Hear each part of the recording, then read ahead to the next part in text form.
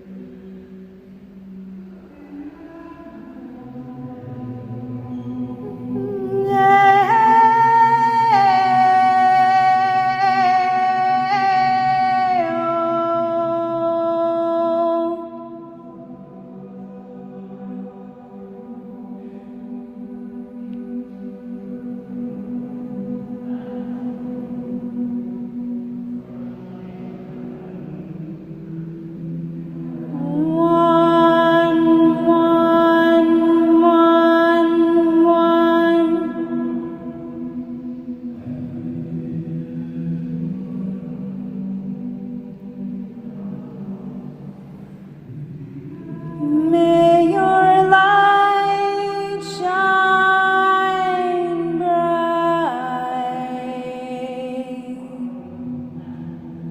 diamond light.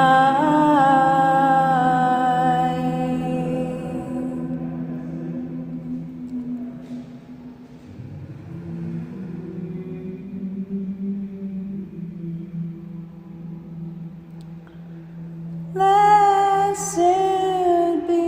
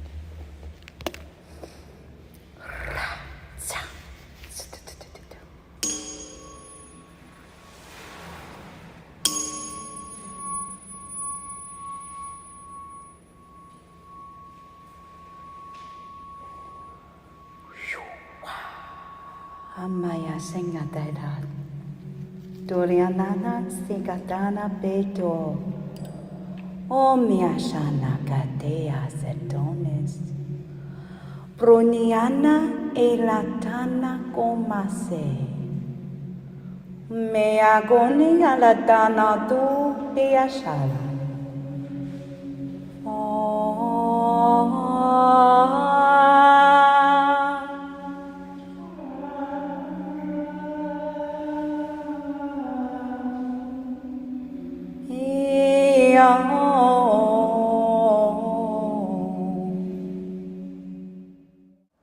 Hammananingingeo, hammananingingeo. Hammananingingeo, hammananingingeo.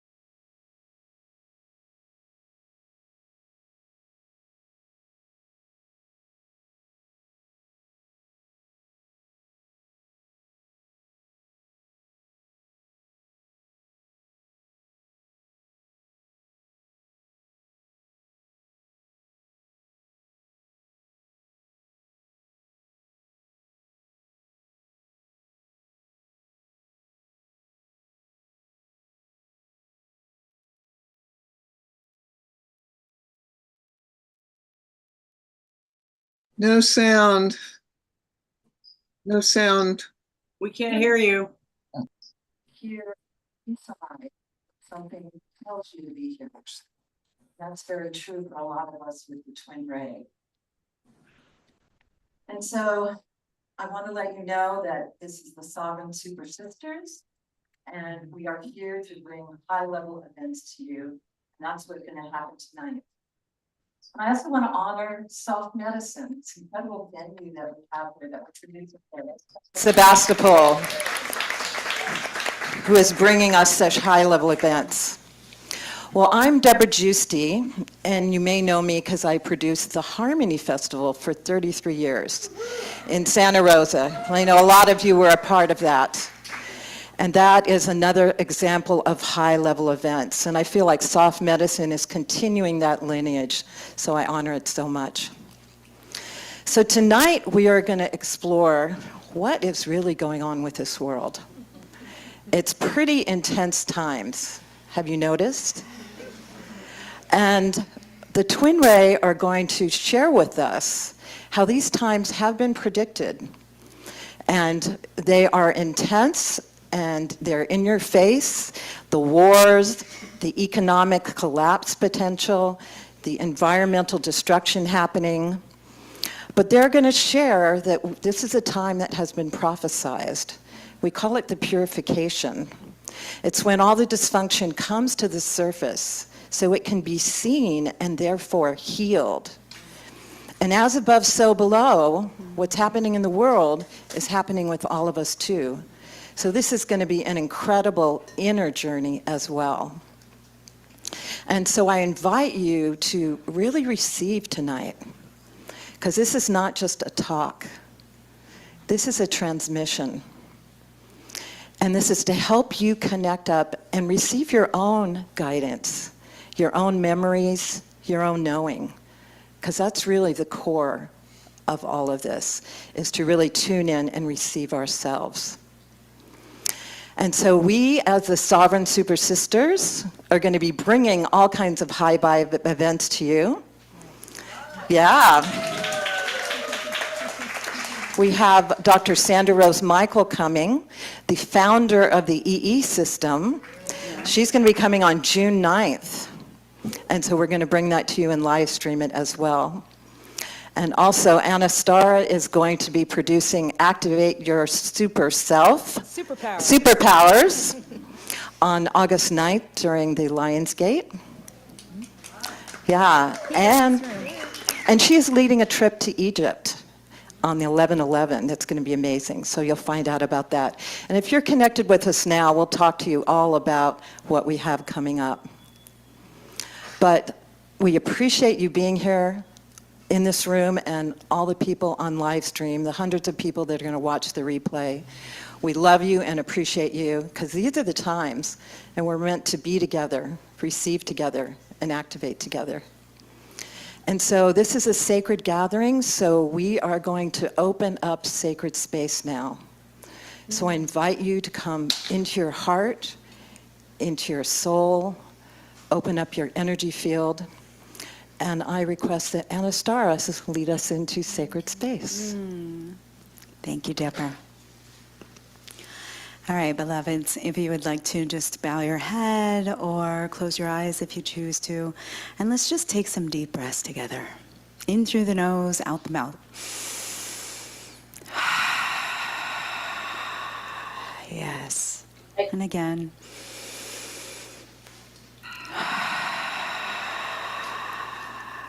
And again. We're going to let go of everything that it took to get here, our whole day. Let go of the to-do list afterwards and tune into the present here and now. You could place your left hand on your heart, your right hand on your womb if you'd like.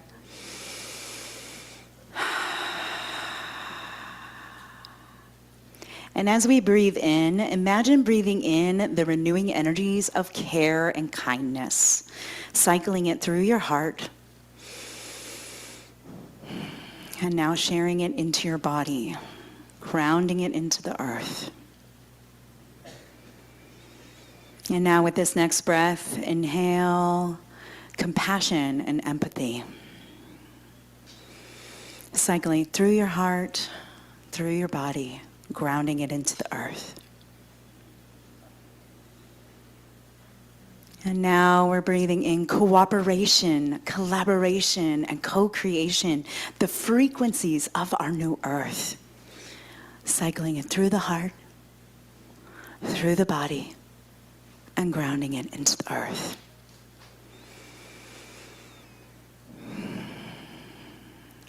And now imagining that light bubble within your heart, we're going to begin to expand our energy into our bodies.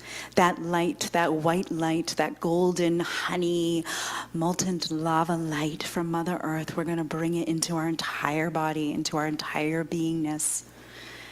And then begin to expand it out into your auric field so you're actually merging and intertwining with those that are beside you. And now with the next exhale, we're going to expand that energy even further out, each one of us filling the room with our light. And now with the next exhale, we're going to breathe out through the walls and the ceiling and the floor, sending that radiant light out into the neighborhood around us. Let our community feel this light emanating from this room right now in this present moment. And now we're going to breathe out even further, and we're going to envelop the entire earth, holding Mama Gaia to our bosom, caressing her, holding her, acknowledging her, witnessing her, thanking her for all that she provides for humanity. And sharing this light with our human family now, in this pivotal moment in humanity's awakening, now is the time to share our light and shine brightly. We give others permission to do so when we do it ourselves. And I ask you, who are you being in your life? Not what are you doing, well, who are you being? How do you shine your light? How are you in service to community? Today, we bring this light around Mother Earth and we begin to breathe it back in towards ourselves. Back in towards Sebastopol, back into soft medicine, back into our auric fields. And bring it back into our bodies, bring it back into our heart of service. And I invite you tonight to have an open mind, open heart, open spirit, open soul to the transmission that the TwinRay is about to share with us. And so it is. And so it is. Thank you. Do we know that they're ready? Yeah, Maya, how are they doing? So, okay, I just want to make sure we do have an opportunity to introduce ourselves as well. I am Anastara Makhan, the mother of 1111 Unified and Ascension University. And as Deborah mentioned, I am hosting an event to take a sacred pilgrimage to Egypt. We'll be at the Temple of Isis on 1111 in sacred ceremony. And so you can find out more information out in the loft. You can find the flyers and the stickers and things. And really, honestly, it is my privilege and honor to be here with you ladies and to be co-hosting and co-producing this, and I feel like it's just the beginning. Yeah. My name is Heather Starr, and I am a cosmic co-creatrix. I am super honored to be Anastara's personal assistant, and I'm just here to be of service to the awakening of humanity and a part of this collaboration of amazing women is like a dream come true for me. I have to pinch myself sometimes. But I'm just so grateful to be here and to be in community with all of you, and I'm really looking forward to tonight. So, yeah. Beautiful. And I'm Deborah. I've been around forever, doing this work forever, so I know so many of you and love so many of you. So, yeah, and I sit on the edge of the new paradigm, and I see what's coming, because I'm here for our awakening, like the TwinRay is. And so, just to be honest with you, the TwinRay are really some of my top teachers right now. And I call myself a spiritual connoisseur of spiritual teachers, because I've been around for a long time, studying spiritual teachers for about 20 years. And they've all taken us through the next level of evolution and consciousness, you know, from the 60s to the 70s to the 80s. And I really want to say the TwinRay is really the teacher for our times now. They really tune into all the radical things that are happening now, which can, move a lot of people off their center. And they teach us how to understand that we are going through this purification, and we can use this as spiritual food and spiritual evolution, which is why we came here. We all came to the planet now for this time. This is showtime, you know? And so we're all here together, we can all support each other, but they teach us how to live on the positive timeline. We can see all that just kind of crumbling as the dysfunction goes away, as the old systems die, and the new earth is going to be born. And that's what they're really here to teach us. They teach us about building the new earth together, physically on the world and within our psyche, in our body, in our spirits. They teach us about the spiritual alchemy that is available to us now. And this is really true. Humanity has the option to ascend. They're amazing beings. They're called the TwinRay because they're actually one soul in two bodies. That's way beyond twin soul. They are deeply united and have come here to the planet for the purpose of assisting humanity's awakening. And they have an amazing story. Sanandaji lived in the Himalayas for 8 years as part of his spiritual training and trained with all the Babas, the Rishis, Babaji, all of them. Shekinah is an amazing being. She's actually a walk-in and came to this planet specifically to help. And they met in this lifetime at the base of the Giza Pyramid. Yep. 7 years ago.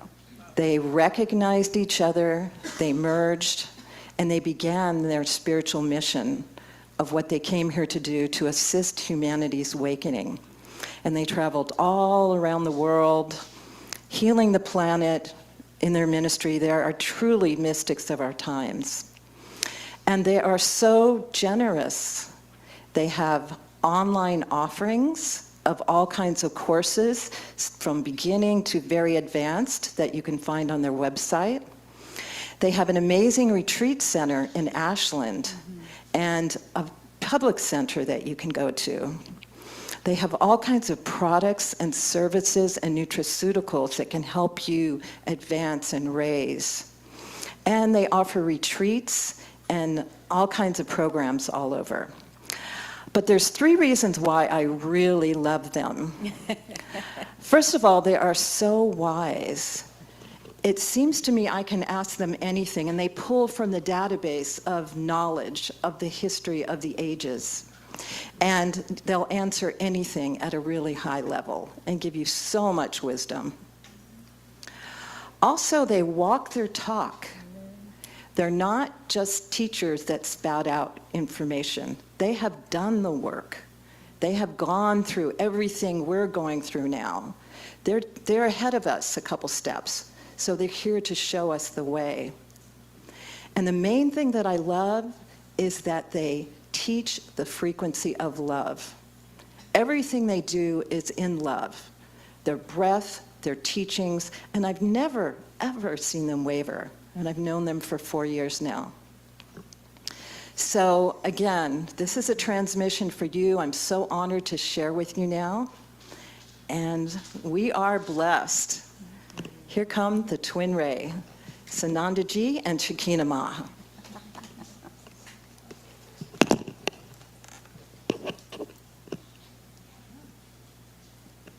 Thank you, beloveds. You are welcome here.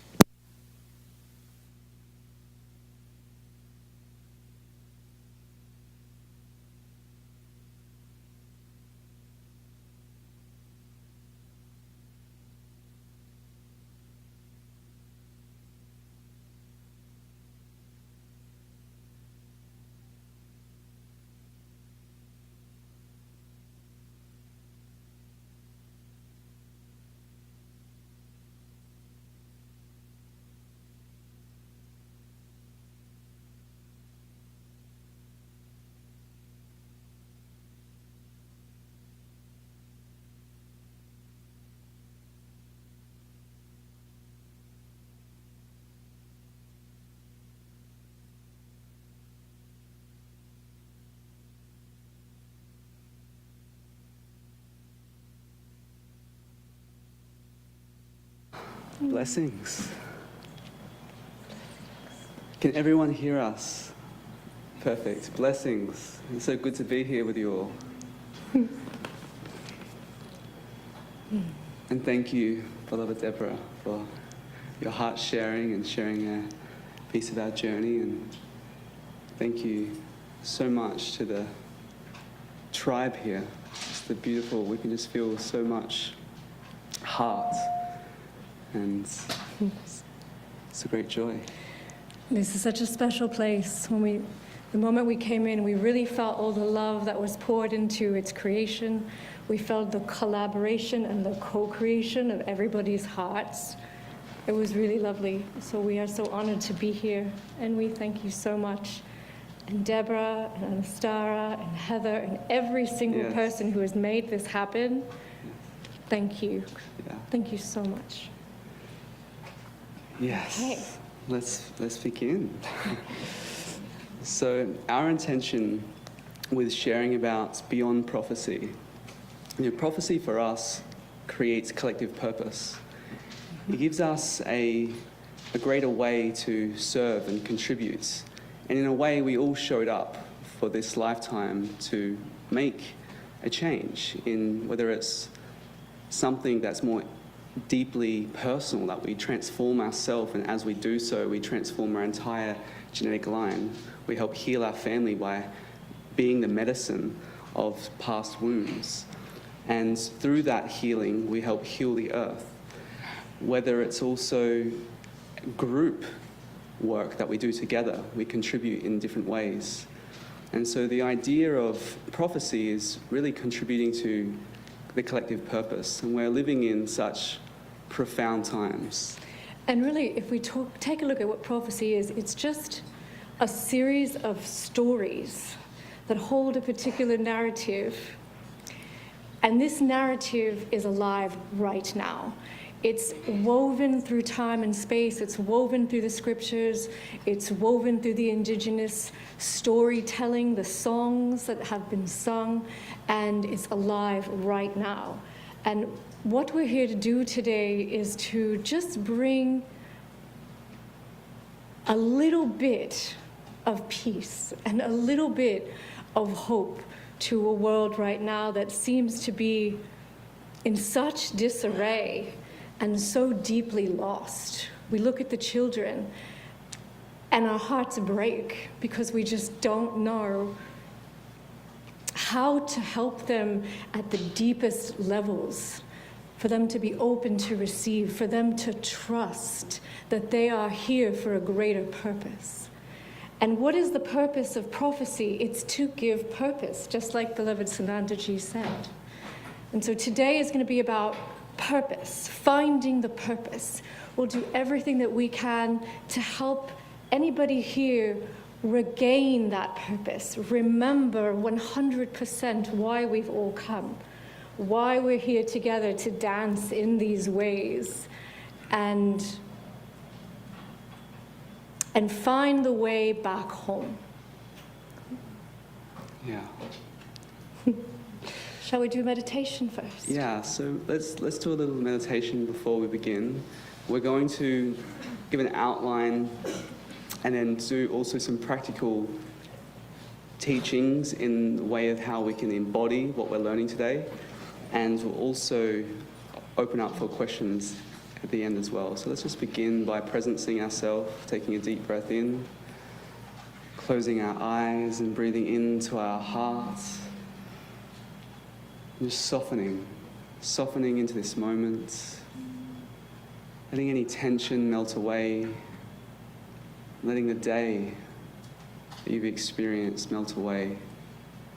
Letting the week, letting the month, letting the year, letting everything that you're truly ready to let go of just dissolve behind you. And watching yourself step further and further away from that which you're trying to let go of. And as you step further and further away, you can feel a softening that takes place, that allows the divine to enter and thus to be released from you. And setting an intention. What would you like to see change in your life? What would you like to see less of, perhaps? More of, perhaps? Are you completely content at every dimension, every level of your experience? Set an intention for this container to help create coherence, to then bring forth the manifestation of what you're really yearning for, to know more of who you truly are, to embody that, to be that, unwavering, be a pillar of truth, of love, of the great wisdom that you carry inside your heart. Taking another deep breath in, and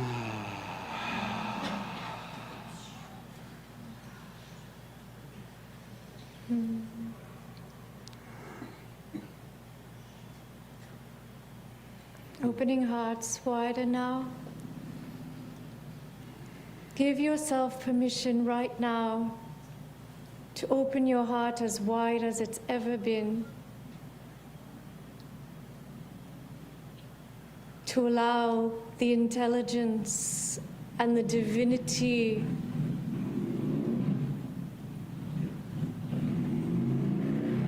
of your heart to be in its reception.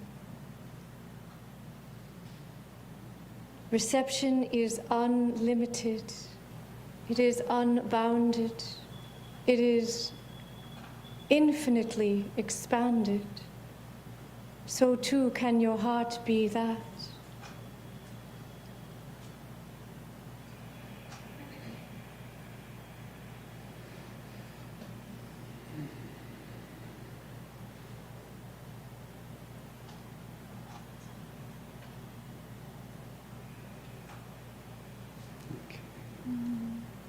And so when you're ready,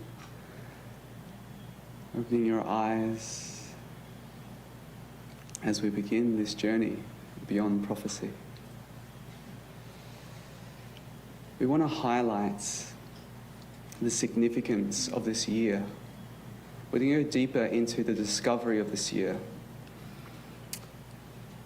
It's a catalyst moment with the energetics that are being mapped into the earth. We're going to unpack what grid lines are. Who has heard of the concept of ley lines? Okay, most of you are quite learned. Fantastic. And so we're going to unpack some of the science of what's happening in these cycles, these cosmic cycles, as we're moving into and have moved into this Aquarian age. What does that mean from a galactic standpoint of our position within the galaxy? What's happening with the energy influx that's coming onto our planet, how it's creating a new grid system.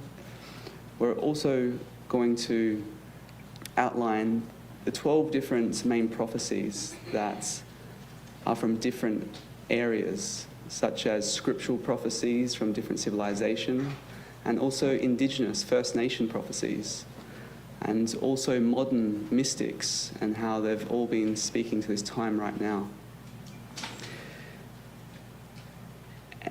And so let's begin. We can't see this, so... No, we can't see that at all.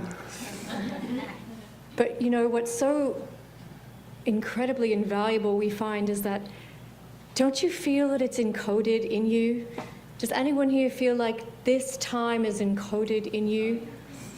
Like, even though you may not know exactly what's going to happen to the detail, you feel that you're here for something great, for a celebration, for something that has been waiting and wanting for such a long time.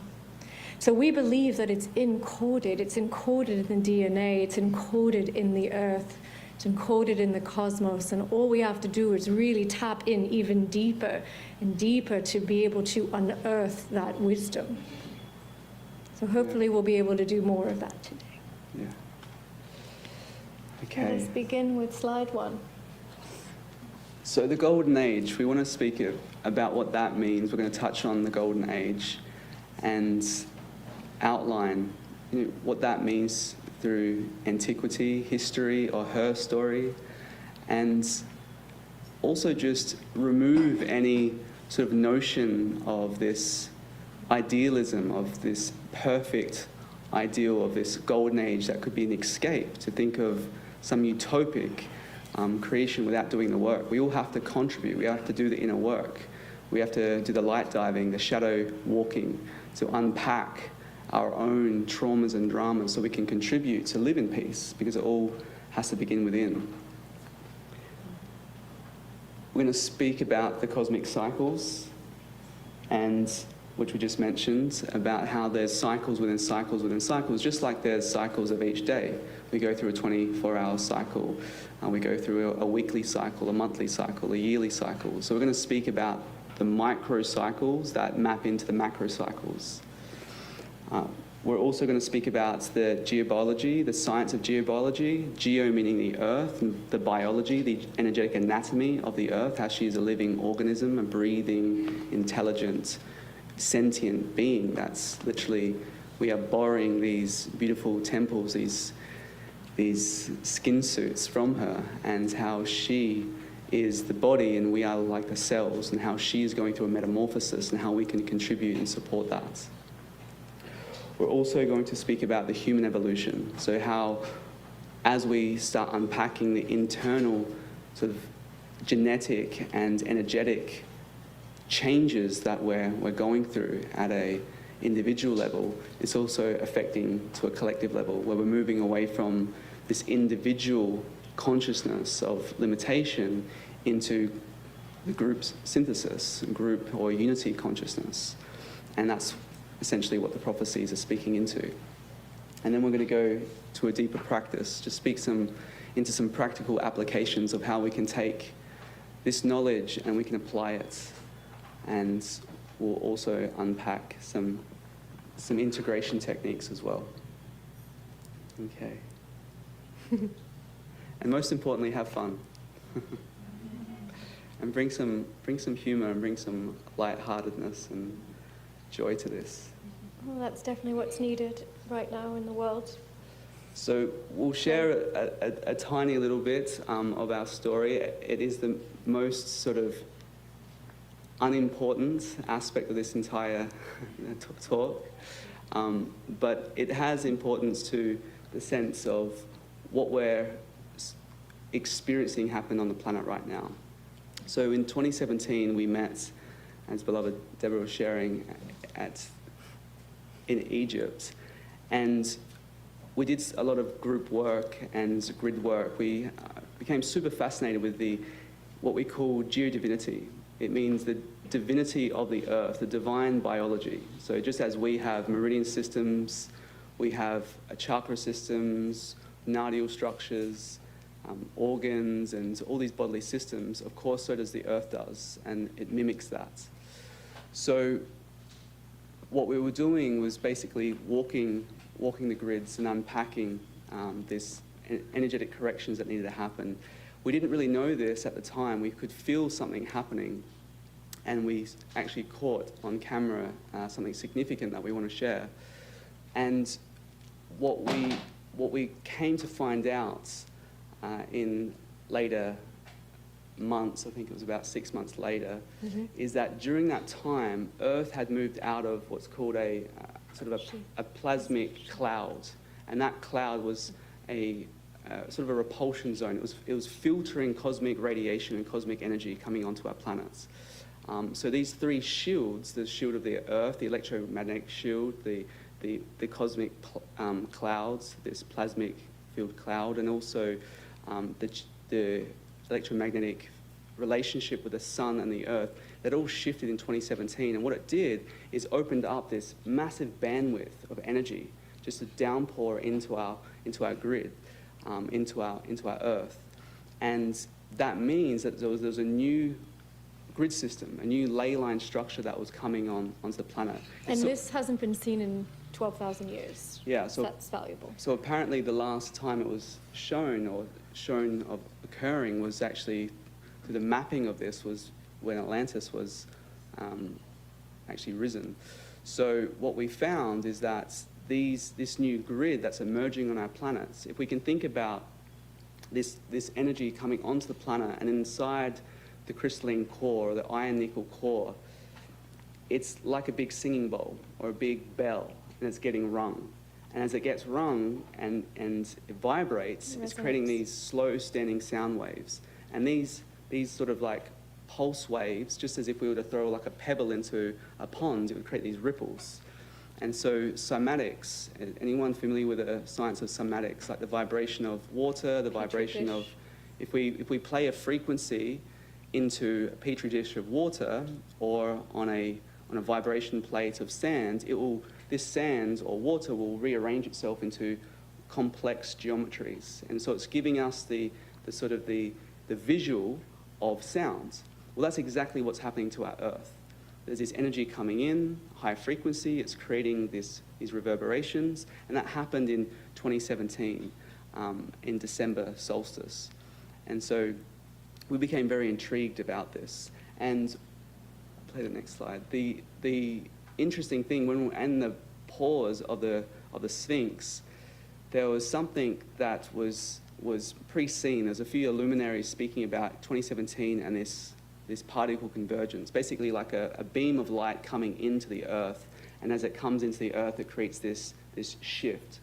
Well, when we were at the pause of the Sphinx, you can press play, this is what happens, is that we captured on the solstice this holographic beam of light while we were all meditating in the pause of the king's, outside the king's chamber of the pyramid.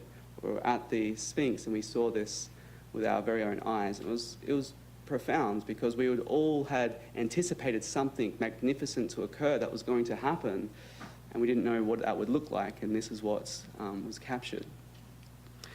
So, next.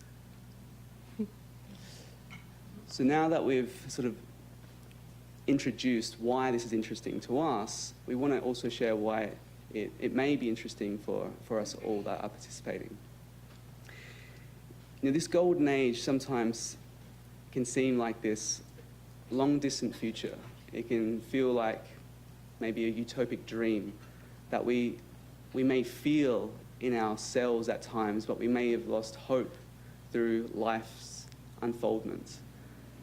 And so the golden age, it's something that we must become. It's not something that is just going to happen. We have a profound opportunity, but we must co-create it.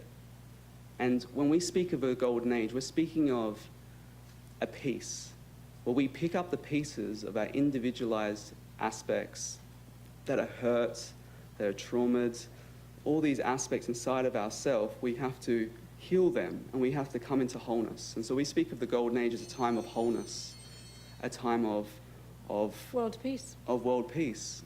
And really that's what these prophecies are speaking about. They're speaking about a time where the traumas have occurred, the narratives have happened, the souls have gone through what we call the training ground of the soul sadhana, to the surrender, to the absolute surrender to the divine, to the great divine will that is far beyond the comprehension of the ephemeral human mind. And this time of surrender is what's being prayed for right now. It's a time to truly recognize the infallibility of the divine plan, no matter what it might look like, no matter what it might feel like, to believe that there's something so much more powerful and greater that is orchestrating and creating and that knows with absolute perfection and precision what to do next and what will unfold next. And also take inspired action, not just be a bystander and just witness it in that surrender, but surrender to also your guidance, like listen to that guidance, listen to your heart and open up the channels of your heart to really have an unwavering discipline to listen to what you know is in bringing you into resonance. And align with that in divine will. Yes, and bring your personal will into that alignment with divine will. And so we see the golden age as a time where we first start coming to a group coherence and a unity consciousness in communities, just like this community, and where tribes come together and we may not agree with each other in certain ways. We may also get triggered from certain mirrors that come up for us, but it gives us a great opportunity to do the great work and do that collective work together. And so the golden age isn't about rainbows and lollipops and unicorns. It's about doing the work. And then you get on the unicorn and go take a ride. And that's the courage. That's the courageous thing, is you stand in it. You don't run from it. You stand and you step right into it. And you say, I'm here and I have more compassion and more mercy and more love than any level of fear that might show up. And there is also that question. It's like, okay, we can romanticize that we are so privileged that we can experience this in this Western world to certain degrees. And then we can also reflect that, what about the wars that are happening? What about the inhumane events that are occurring on this planet? What do we do with those situations? How can we have a golden age when people are suffering? And it's a really valid point. But what we're merely saying is that the golden age is about discovering that connection with the divine within yourself and being an embodiment of that. It doesn't mean advocating any responsibility or advocating that there isn't suffering or pain in the world. Where there is war-torn countries, what we can see is that as a symptom of not being in love, not being in resonance. It doesn't mean love in a romantic sense is just going to all of a sudden transform the world stage. But if enough of us gather and we create global coherence consistently and create that resonance, we can make a massive impact. Our hearts are this incredible, incredible technology. And when we tap into that divine technology, we can start offsetting the dissonance in this world. So it's not just a golden age of hope and dreams, it's also deep compassion. And from that compassion, we take inspired action. Mm-hmm. And so it's not to sort of glaze over the fact that there is very unfortunate situations, but we also have to see that there's a lot of karma that's playing out Precisely. again and again, and a lot of memory that's encoded into those civilizations, into the very nucleus of the soils of those lands. They're playing out those wars again and again that will pass on from generation to generation. And much of this is actually karma that's off planet as well, that is being relived and lived here. So it's complicated.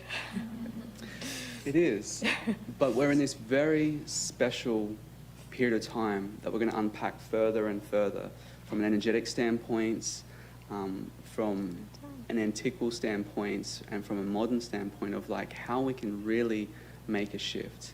And there's some incredible solutions that are arising for this day and age. And we, Like resonant technology. yeah, and we'll share more about that. But it's about never losing hope. Hope is so important. And we must be a beacon of light in the darkest of times. And in this age, what we're moving into, there's been many different depictions of this. That we'll use the Hindu model called the Yugas, just to speak about moving from the Dark Age or the Kali Yuga, moving into the Bronze Age or the Dwapara Yuga, moving into the Tetra Yuga, the Silver Age, and then the Satya Yuga. Now, time isn't linear. Everything, and neither is progress. Progress is not linear either. When we make progress, it's quantum. And so we have to acknowledge that every age is occurring simultaneously. And it's up to us to step into that frequency, to step into that vibration, to step into that embodiment, to actually live that experience. Everyone has a unique experience. No one experiences the same perspective The same event. of the same event. And that's what's so fascinating, is that you could be, not likely in this room, but you could be in another room. Maybe. Maybe. But you could be in another room and you could be experiencing an event, and your neighbor and the person next to you could be at a completely different frequency bandwidth, and thus experiencing the words, the emotions, the entire event. They're seeing it in a completely different way, with different vision and different eyes than you. And thus you will have a different occurrence, you will have a different effect than the person next to you who's at a different age or a different stage or a different cycle. So when we talk about the four, we're talking about four different levels. You could call it consciousness, we probably call it awareness. Yeah, and the reason for that is because we see consciousness as the absolute, and it is who you truly are beyond the who, actually. Consciousness as the continuum of all creation. And so we can call that spirit, we can call that God, we can call that the unified field, we can call it whatever we want to call it, but essentially we are that. And the journey is to remember who we truly are as that, embody it, live it, and express it, and uphold that dharma for all. And so there is sort of a pedagogical process of like an unfoldment, or a natural organic unfoldment, as one goes to that internal initiatic process of awakening. And you know, this leads us back to the mystery schools. Who here is familiar with the mystery schools, or is somehow called into the mysteries of the mystery schools? Yeah. And who's also intrigued about initiation and what initiation means? So initiation, we're living in this time where, you know, in antiquity, there used to be specific temples, specific architectural structures that would house those rites of passage, those initiations that would be catalysts for the path of awakening, the path of ascension, the path of self-realization. And there would be different types of initiations depending upon what civilization or what time and epoch. Now, these initiations happen more universally, and they happen spontaneously. We just happen to go through it through our period in this journey. We can't escape it. But that actually also makes it much more challenging. It makes it a lot more almost like you're going through it blinded, and you don't always know who to turn. You don't always know where to turn or who to turn to, or that it's even safe to let yourself be known about what it is that you're going through. What mystical experiences you've had, is it safe to share those? Is it okay to talk about the fact that you're experiencing a reality that maybe somebody else hasn't yet experienced? Well, it should be, because you need to be able to go somewhere so that it's safe to be held in containers that have already stepped through those doors and gone through those doors. I can say, ah, yes, come. We'll usher you through that, because we've already been through that. We've stepped through those minefields, and they can often feel like minefields. Yeah. And we'll simplify initiation. They are an event in our journey of awakening more and more. And these cycles of time of the prophecies are all speaking about a collective initiation, that we're going through this together. We're going through this as an event that's unpacking, unfolding, as we're all contributing in different ways. And the most simple model that we've offered to sort of create a macro and a micro, meaning like the age of time of our perception of the collective experience and our own unique individual journey and where we're at, is, say, for example, the dark age would be equivalent to the victim consciousness, sort of the shadow consciousness, where we see the universe maybe sometimes against us, where we see the universe happens to me instead of and more of an elevated or accepted level. There's life's happening to me, the universe is happening to me. And this is when one can feel very out of control, scared. There's a lot of fear here, fear of the unknown. And then as we take that responsibility, we do the inner work, we shift our perspective and we change into a more of an optimistic way, then we start seeing shifting from the dark age into more the bronze age, and entering into that state of the universe happens by me. But at this point, we must make a choice. What part of our life are we creating with? Are we creating it from our soul level? Are we creating it from our guided level? Or are we creating from the shadow level, the sort of lower self? So there's this part of our journey where we go, okay, sometimes we feel like we're doing it all ourselves, and we're really not. We're all contributing in different ways. And so this stage of the journey is where we really acknowledge that how we want to contribute to life, how we want to contribute is from the highest level possible. And we keep working internally in order to bring that through. And so the universe happens by me is that sort of the way in which we live in life and how we show up. And there's still will in that. Yeah, there's still personal will. Quite a bit of personal will in that. It's a lot of doingness, and instead of beingness, there's a lot of controlling aspects to the universe happens by me. It's you're the one that makes things happen. But as you get through that, then it's the universe happens for me.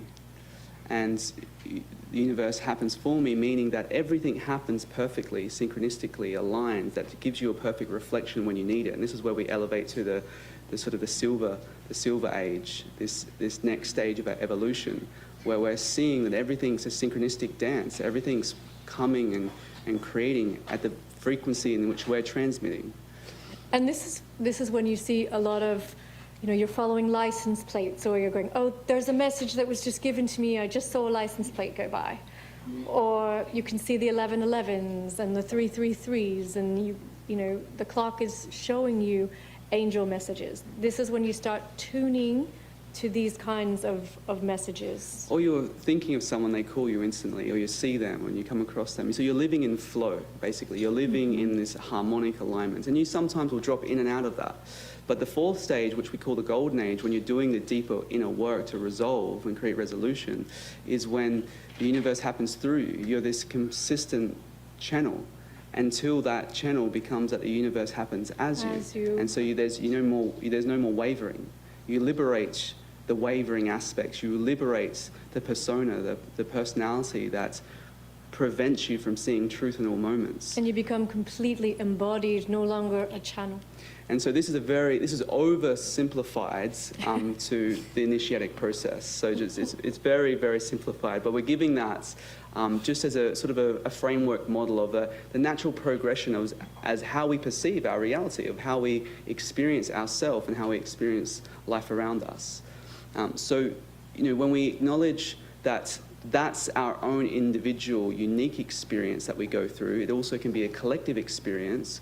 We can also see that through certain cycles, like the precession of the equinox, which we'll unpack further, these sort of astrological ages as our position within the solar system, our position within the galaxy, and as we're moving, like the Earth's moving, and everything's moving consistently, we start getting closer to certain sheaths of information.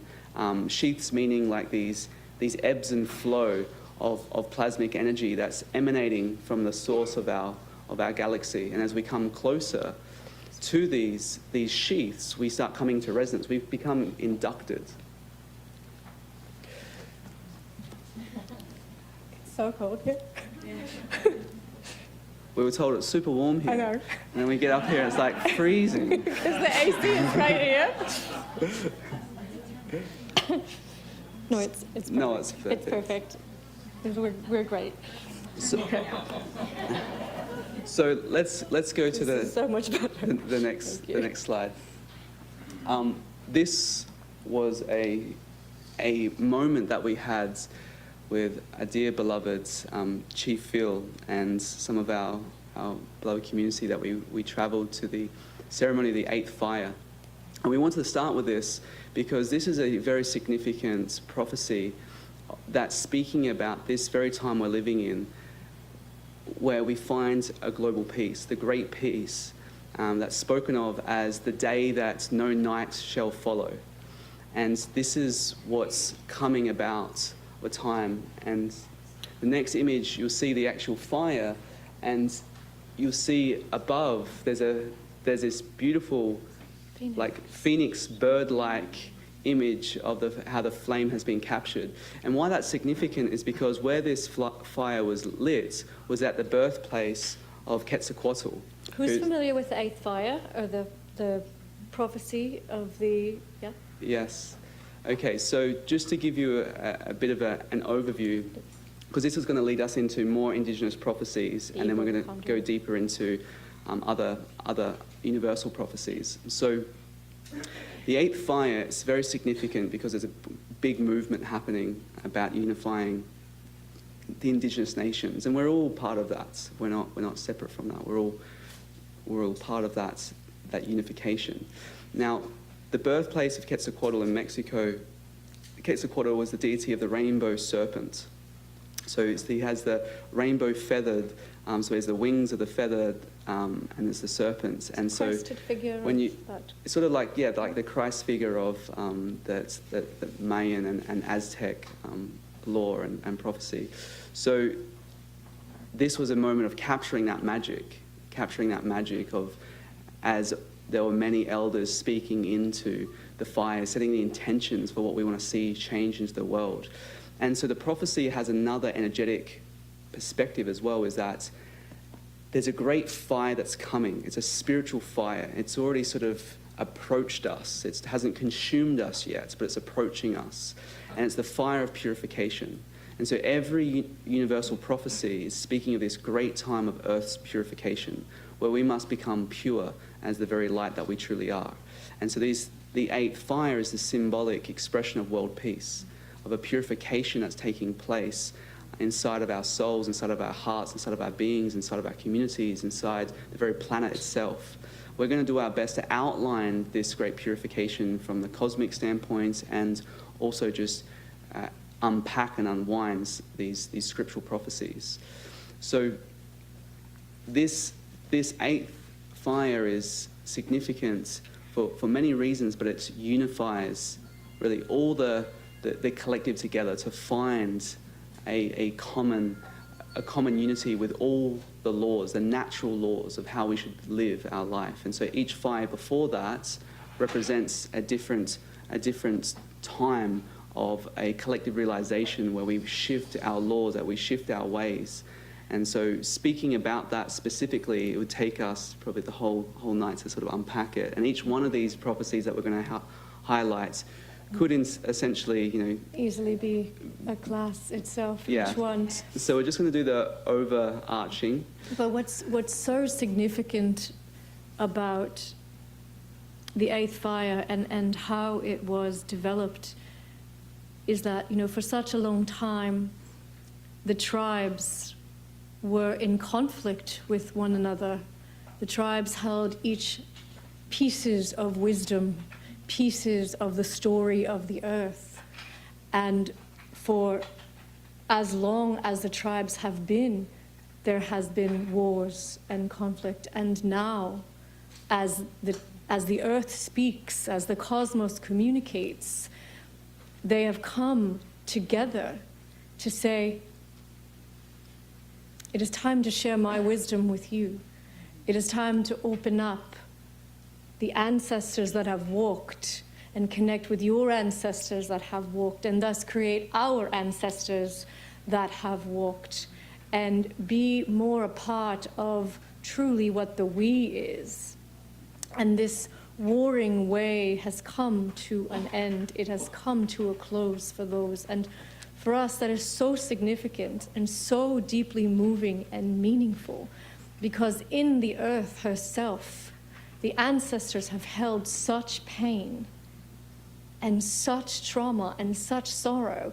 And even in the songs that are sung over and over again, it still holds that memory. It still holds that codex, and thus keeps those ancestors bound as well. And now it's time to let those ancestors go, so that there is no more binding, so that there can truly be freedom. And the eighth fire is representative of that freedom, is representative of the coalition of the 80 million, is that how much? 80 million indigenous ones. And we're all a part of that.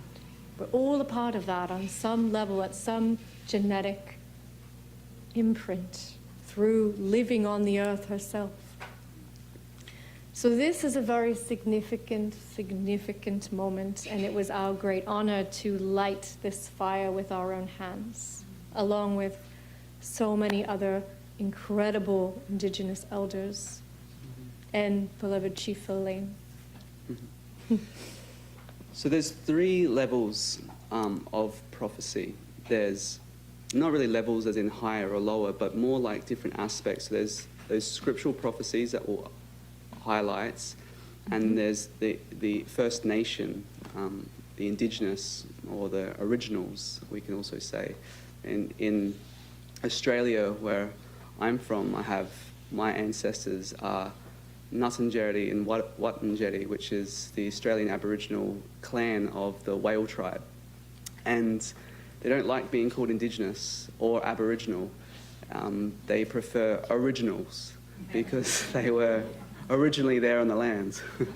And the land was not terra nullius, meaning that there was no life on terra, on the terrain.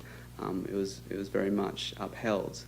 And so these different tribes held different pieces of the one sort of collective mission, and they all have a different story, a Dreamtime story, or a story of sharing about their download. And what prophecies really are is receiving the information from the field, receiving the insights from the divine mind, and then interpreting that the best way it can with the language that's accessible at that time.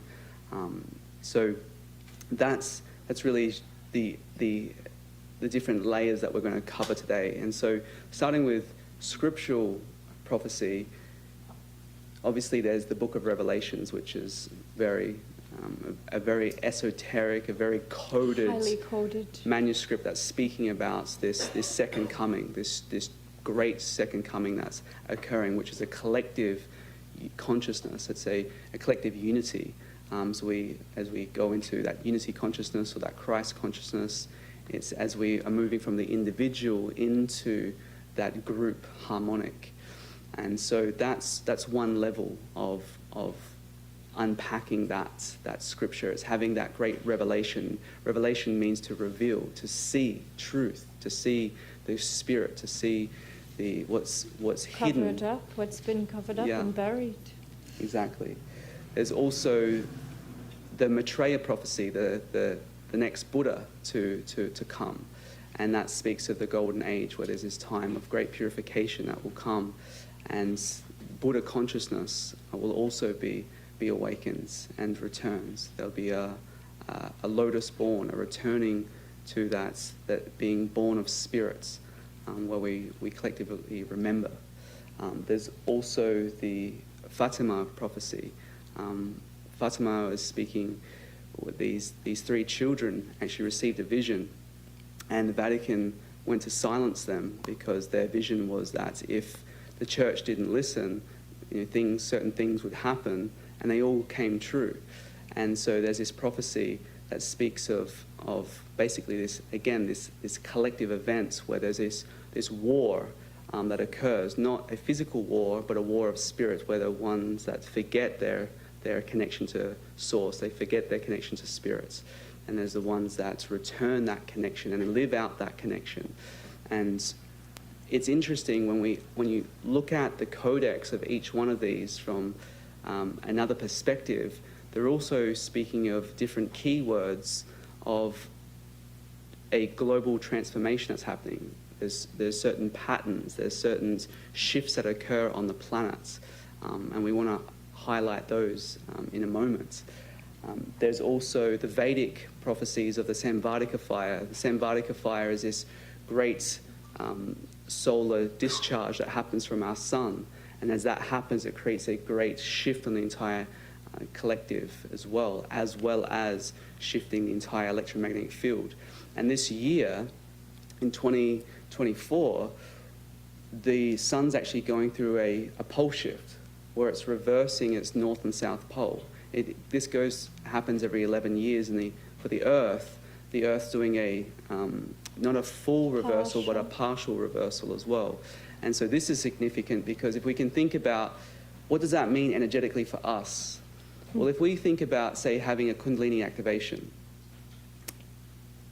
the south and the north pole being the top of our head and the bottom of our spine, we receive this powerful charge, and this charged particle that goes through our cerebral spinal fluid and goes up through the body, and it awakens, and through that awakening it upregulates chemistry, biochemistry in our body, and it gives us this illuminescence. We can see through our third eye, we can see actually multidimensionally, we can see beyond the third dimensional reality, and we have these powerful revelations as well. So if we see that happening from the micro level, this is what happens in our magnetic field of our heart. When the magnetic field of our heart rotates and shifts and does a pole flip, that's the same thing that's happening sort of at the sun. So we're receiving that information, because if we think of nature, all of nature is encapsulated sunlight.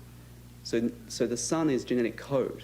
And we're receiving the neutrinos, receiving this information. All light on the planet is genetic code. Yeah, so when we perceive the sun as this field of intelligence that's giving us this information, this data, this genetic data, and it's giving it to all sentient life, we look at the sun differently. Our relationship with the sun changes. And this is what was spoken of in the Vedic Samvardhaka fire prophecies, where there's this big purification that comes from one cycle, we move to another cycle. There's this powerful purification. Now, is that physical? Is that energetic? Is it all of it? It has to be all of it. So, and then there's also the Egyptian prophecy of Thoth. Who's heard of Thoth? Everyone, beautiful. So the grand architect, and Thoth spoke about a time where he wrote this in the Hermetica, an ancient scripture, and it was part of the Emerald Tablets. And it spoke of this time where this was in the middle of a golden age, where they had beautiful temples, and the Nile was basically, it was closer to the kings, to the Great Pyramids and to the Sphinx, and the Nile represents the initiations of the different sort of chakras or the energy centers of our body. It represents those temples that represent that. And so, Up the spine. so Thoth was speaking of this time where everything would be forgotten. The peak of the initiations, the peak of the mystery traditions would be forgotten. And then it would be this great sleep for many thousands of years. And then there would be this re-emerging of a golden age. So that's another prophecy that speaks of this time that we're in right now. There's also The blue kachina. yes, and if we go into the prophecies of the indigenous prophecies, there's many. We spoke about the 8th prophecy. There's the prophecy of the Hopi prophecy, the twins, the blue and red kachina, which also speaks of these twins that show up. And they show up at a time of change. And some are alluding to it's a planetary, basically, shift where planets come in. But at an energetic level, these new grid lines that we spoke about at the very beginning of this class is that those new grid lines that are coming and emerging on the planet, they actually come in pairs. And they come and they move together and they weave together in pairs, and they are enormous. These grids are like about 50 miles plus longer than any other type of grid on the planet. So they consume a lot of the other energetic grids. And so we'll speak of that soon. But basically, this is another, if we look at this from another perspective, it's also an energetic shift, because as that happens, the star beings return, and there's a new humanity that's forged. And we're giving a very brief overview of this. And the point we're making here is just to say there's many key universal prophecies that are speaking about this time that's pointing to now, speaking of a collective transformation that we're evolving into. Basically, what we're saying is that it is woven. It is woven in the earth. It is woven through the stories. It is woven. It is written in the cave walls. It's everywhere, and it's everywhere for a reason, so that we don't forget it. So that in times of confusion, in times of strife, in times of suffering, we remember. We remember. Yes, there's also the Kera prophecy, the time of the Mastay, which speaks of the 12 Malku, which are basically these 12 elders that return back to a period of time where they remap the grid on the earth. They heal the lands. They come from the higher lights. Basically, they descend and come through, which is interesting. If we think of them as people, it's an interesting occurrence. But if we think of them as also energetic lines, Peru to this day has the biggest energetic grid and node on the planet. And we actually went there last year during the solstice, and we had a team of a fair It was few indeed hundred. the time of the Mastay. And there was all these basically energetic grids that were coming into a convergent point, and they had to be moved, they had to be realigned. The grids are very significant in Peru because they map to the Vatican. And if we think about the grid as like the beacons that are creating these sort of energetic transmissions, but they're also a way that we can collectively meditate and connect with the earth to actually speak and communicate to everyone else. So it's like a hardwire into the collective mind. And so when you think of what happened to many different temples and many different cultures, the ancient temples that were built on these powerful energetic grids, they were desecrated, and then certain churches or certain monuments were built upon them. So you can think of how there was a closed grids, like a closed source. Now we're coming in a time where there's an open source. Everything's opening up, the grids are shifting, realigning. That's the whole thing, is that the shift is creating the instability in the structures that were built so long ago. So that megaphone, essentially, is no longer as loud.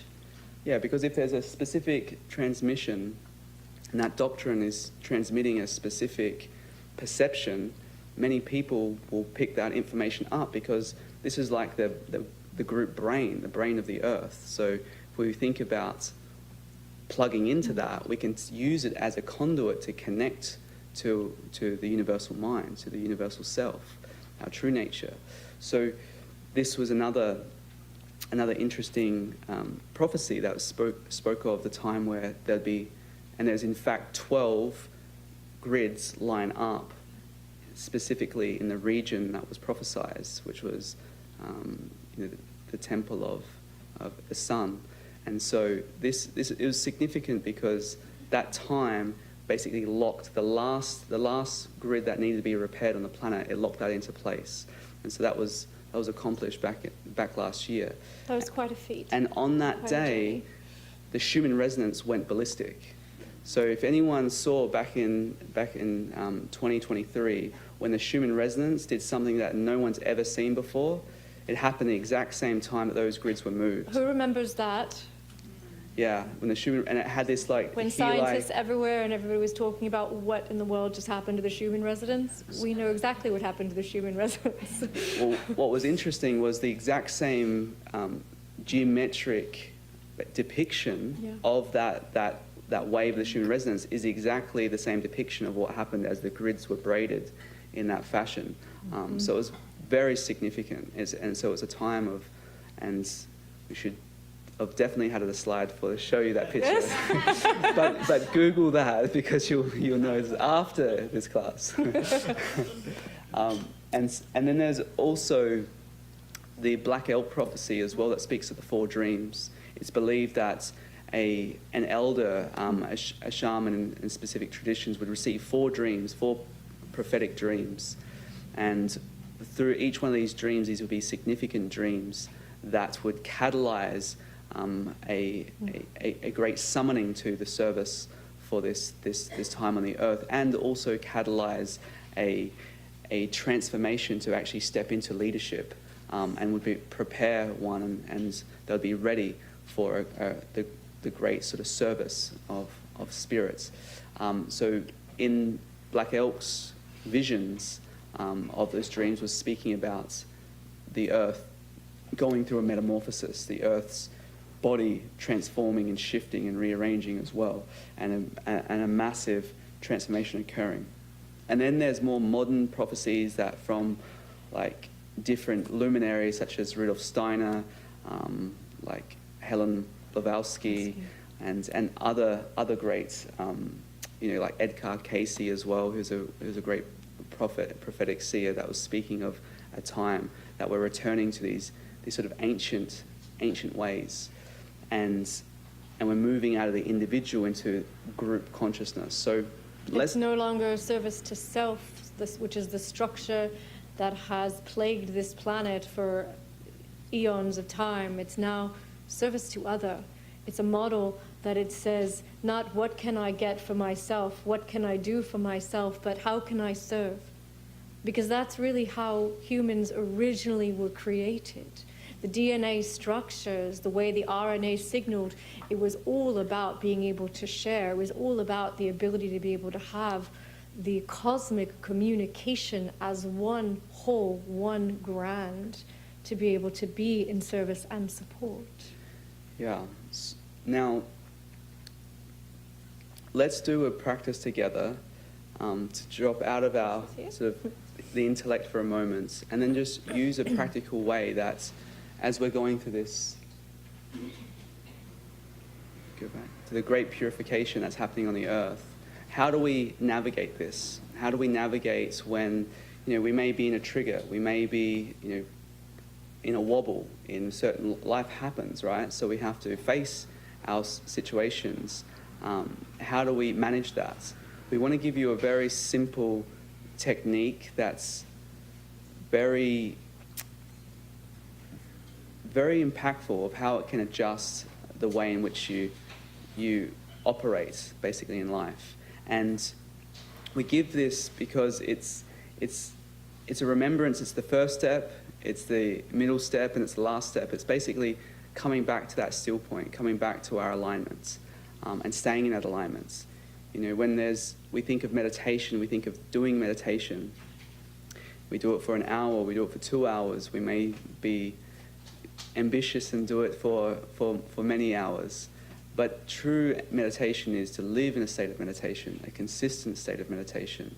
And it also means being very, of course, practical with life. It doesn't mean like just avoiding responsibility. It means showing up and fully engaging, being detached from the outcomes of life, but being fully engaged with life.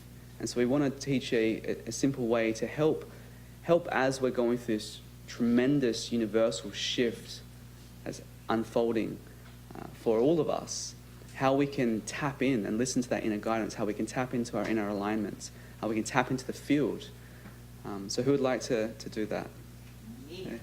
Okay, beautiful. Okay, we're going to ask everyone to sit up, spines straight, please, as best as you can. And so this will be a part 1, and then at the end we'll do a part 2 of furthering this technique. So close your eyes for a moment, and taking a deep breath in and out.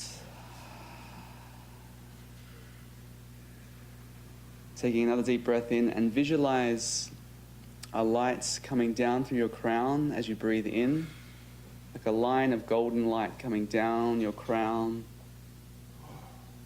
down to the center of your brain, down to the center of your throat, down to the center of your chest, down, down, down to the base of your spine.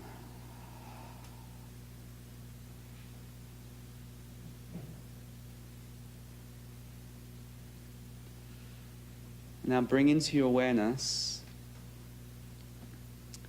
a clock with the big and small hands pointing to 12 o'clock. The energy comes straight to 12 o'clock. And even before you do that, take a look and see, if possible, where the hands are pointing before you bring them to 12 o'clock. Just intuit it. If they were to point anywhere, where are they pointing right now? Where would they be? And we'll unpack the reason for that after. And then just notice where you are before you shift that configuration. I'm going to bring that all to 12 o'clock now, so everyone's clock will turn to 12. And then just feel and notice as the big and small hand are just coming straight to that point. Notice if you receive more energy and flow moving through your pranic tube, through your spine, Yeah, to become through your aware governing meridian. become aware of the energy around you and still keep focus of that 12 o'clock. So just as if there was like a mist around your body, tapping into that energy around you, and then bringing your awareness directly to 12 o'clock.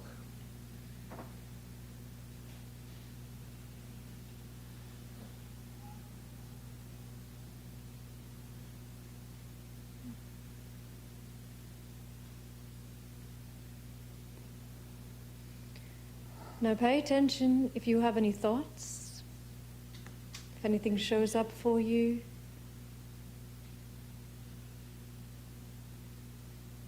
And if you have a thought, do the hands move?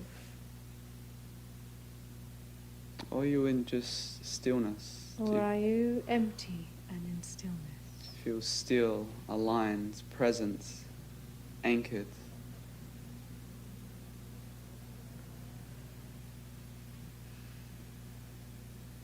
And if your attention's in your head, bring it down to your heart and see that 12 o'clock in the center of your chest, just creating that alignment right in your heart, feeling softening into that still point.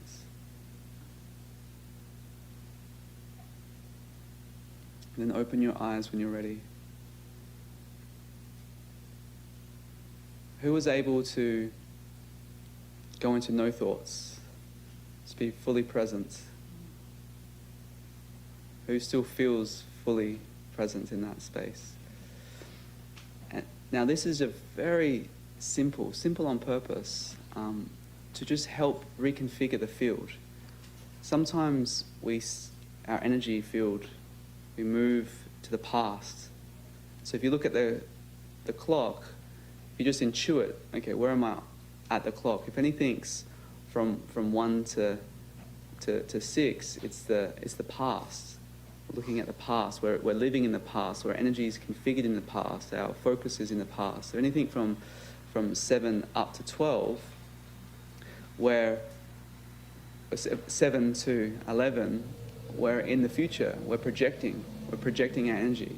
But if we're at 12 o'clock, we're returning to spiritual order. We're returning to that vertical column.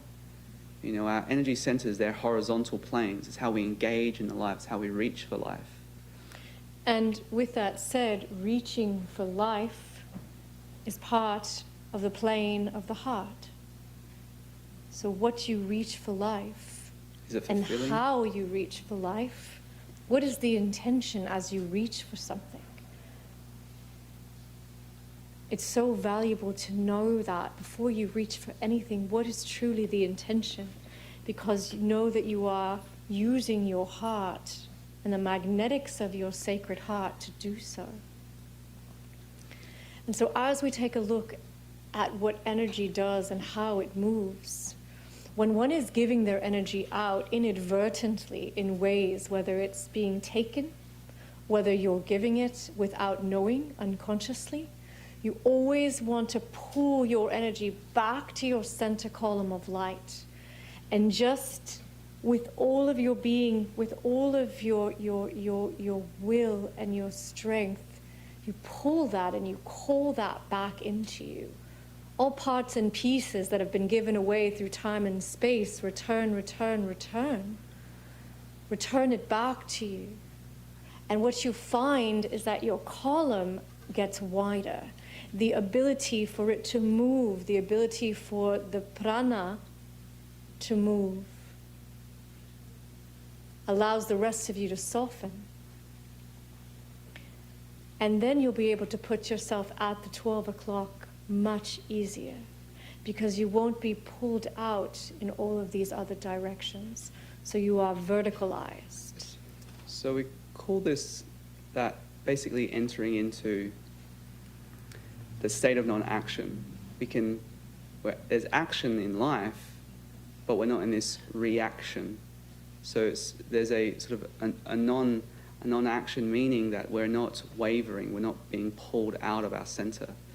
And so this is a very simple practice. So when there is transformation occurring in our life, in our family, in our community, on the planet, we have to find our center. We have to know that. And then part 2, we're going to go deeper into, actually, okay, so once they're in that alignment, how do you tune into allowing the energy to run through your body? Because there will be a lot of energy coming through, and many of you are already energetically sensitive. How do we manage the sensitivity to that energy that's running through our body, our being, our energy field? Is there anyone that would like to share their experience with that very simple technique? Who could see it being useful in their life? Like if there's just a way of shifting out of their center, coming back. Who felt that quite initially? Okay. Raise your hand so we can see them. Yes, okay. Oh, that's good. So most people, many people. Great. This is easy. Whenever you feel like you're in a wobble, or whenever you feel maybe as though you're just a little bit depleted, bring yourself back. Take those hands, bring them back, just like you're in prayer position. Imagine that what you're doing is you're bringing yourself back into divinity, back into prayer.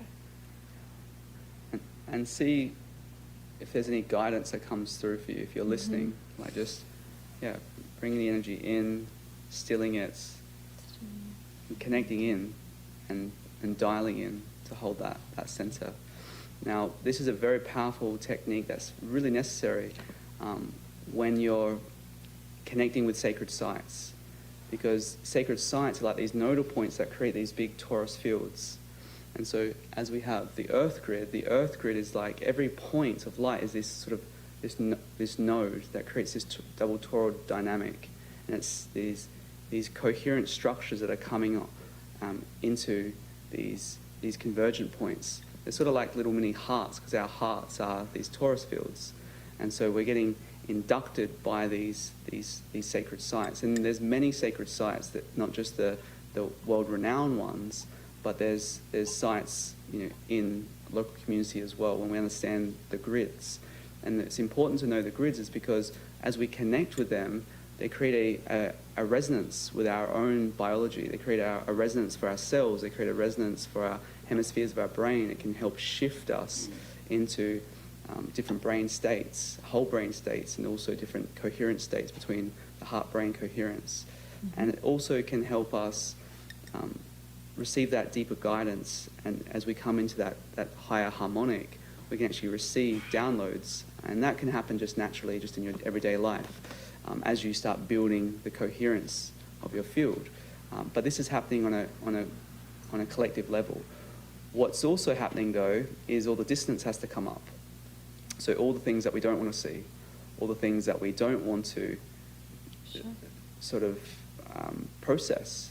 And so all of it has to come up. And so this year, we're seeing a powerful metamorphosis where the grids that we spoke about in 2017, they've all been configured, and they create what's called a harmony time. So every equinox and solstice, they move into this harmony period where these grids create these torus fields that are in harmony with different levels. And there used to be, for centuries, they were only 24-hour periods, 24 to 48-hour periods. Yeah, now we're seeing them they're going to, at the end of this year, they're going to be 90 days, so there will be only, the planet will be energetic harmony, the grids, because there's electromagnetic grids, there's solar grids, there's lunar grids, and then there's these new cosmic grids that we're going to unpack the science of now, that basically are blanketing the Earth, and it's creating this massive metamorphosis on the planets that's also creating a transference into our body. It's a forced awakening. Yeah, so yeah. But isn't that what the diamond is? It's the coal, it's the force of that becomes the diamond, but really that's divine grace. Bringing that through in that surrender, and that's what's being called again and again and again, is absolute surrender. Surrender to the deepest parts of us. Surrender to the parts that we don't want to face. Surrender to the parts that you want to hide behind a bushel. But no, because that's where your greatest light comes from. That's where we find our greatest light, our greatest empowerment, our greatest strength, is when we get to stand in that and love it anyway. And love it so much that all it can do is turn into love. It's an interesting metaphor, though, because, you know, coal's literally getting pulverized. And it can feel like that, you know, when you're in it, when you're going through the process. It feels like you're getting swept under the water, and there's these deep emotional crevices that are being unpacked, and it can be challenging. That's why tools are invaluable. Yeah, and being vulnerable to go through that, and it can force you to your knees. You know, it can really force you deeply to reflect what's most important in life. And we always say, and let it. Yeah. Let it bring you to your knees. It's bringing you to love, and sometimes we build these walls of resistance around what we perceive as love, true love. And so, you know, this forced awakening that's happening on the planet, it really is. It's because the energetics are remapping to a point where there's no break anymore. It's like, we're here for this purpose. We have to do it, and we're here for it. Now, if we look at the science of this, just to give you sort of an intellectual framework, where we're in this supercluster known as Laniakea, and if you the volume, beloveds, can you turn the volume up? The volume of the mic? Yes. Oh, yeah, of course. Please. Yes. Buck's got it. Thank you. Yes, just please let us know if Yeah, there's just any please let us audio. Yes, appreciate that. Is that good? Better? Yes, perfect. So just to create like a framework of the science of this, so we can get an intellectual picture of what's happening. Basically, Laniakea is our sort of localized point in the universe. It's a supercluster, and if you look at Laniakea, it's actually looks literally like a human beating heart.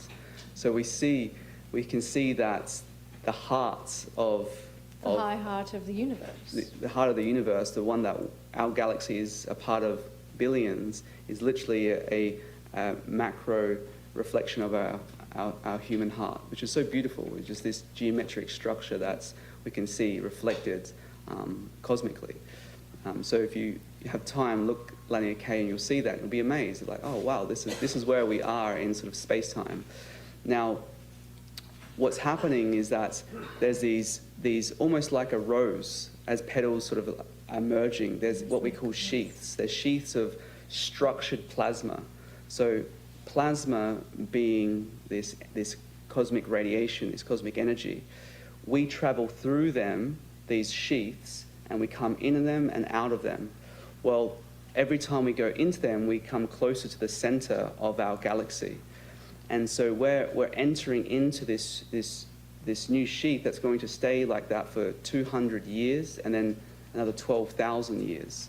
So as we're in that time, what we've noticed, like all the planets in our solar system, all their weather patterns have changed, their sound has changed because every planet has a vibration. It's literally playing a vibration. It has a different sort of emanation of that song or that audio tone. They're all changing. So our entire solar system is going through a metamorphosis at sort of the energetic level. And so as we move through these sheaths, this energy comes down. It comes through 3 different layers onto the planets. It ricochets off the sun, and it comes through the atmosphere and stratosphere of our planets, and then it reverberates from our crystal core, the sort of iron core, the heart of the Earth, the iron nickel core. And as this powerful energy comes into our planet, it creates what we call these ultra low standing sound waves. So there's these reverberation, just like we said earlier at the very beginning of this class, when we hit like a crystal bowl or a bell, it vibrates and rings and creates this vibration pattern. Well, that's happening, and the bell's being rung every equinox and every solstice. By the end of this year, by the December solstice, it's literally going to be consistently in ringing and in a harmony. And what that does, it basically, these what we call the cosmic grid, we call them actually cosmic dragons because we love dragons and they look dragon-like and there's a reason for that, is because the serpentine lines that had lost their wings, so they were earthbound, but energy coming off from the planet into the planet is like dragons because they can fly. And so that's just sort of the mythology. From great distances. That's sort of the mythology behind this grid. But as we're moving into this period of time, we're just going to be consistently harmonically inducted into this bandwidth. So what does that mean exactly? Yeah. What does that mean?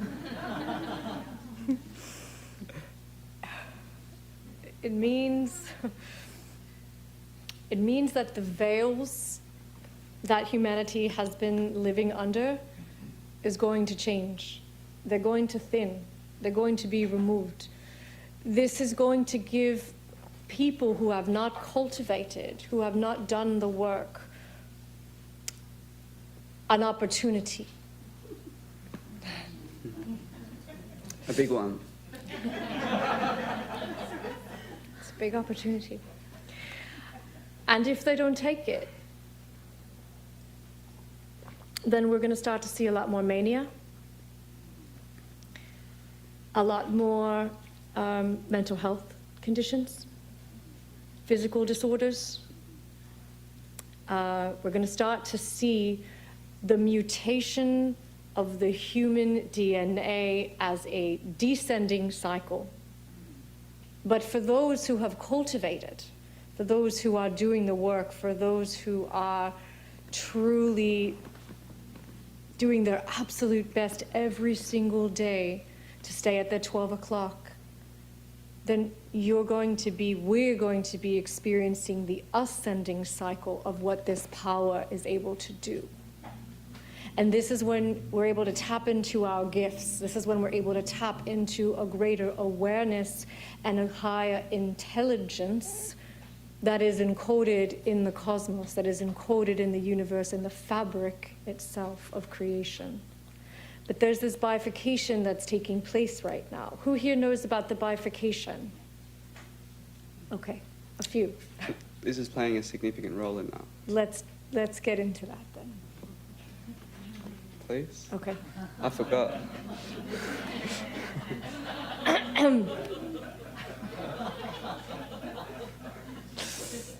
So bifurcation quite literally means the splitting in half of one mass into two parts or two pieces.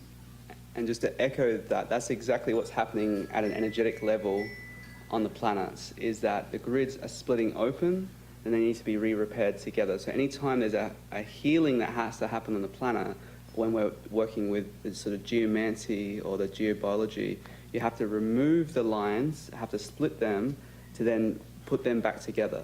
So it's sort of like you have to remove the sort of the problem in order to then harmonize the fields to then bring them back into a collective whole. We call that alchemy. Yeah, which is alchemy, which is changing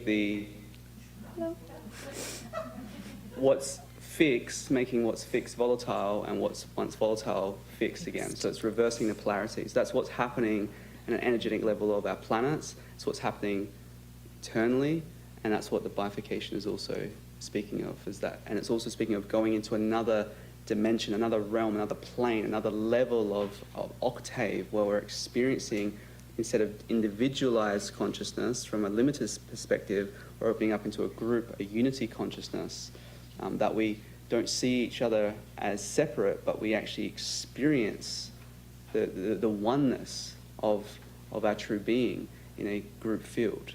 And we see that not just in humanity, but we see that with all sentient life. And you see that's happening right now. You can, if not see it, you can feel that there is a polarity that's happened right now that's never occurred before.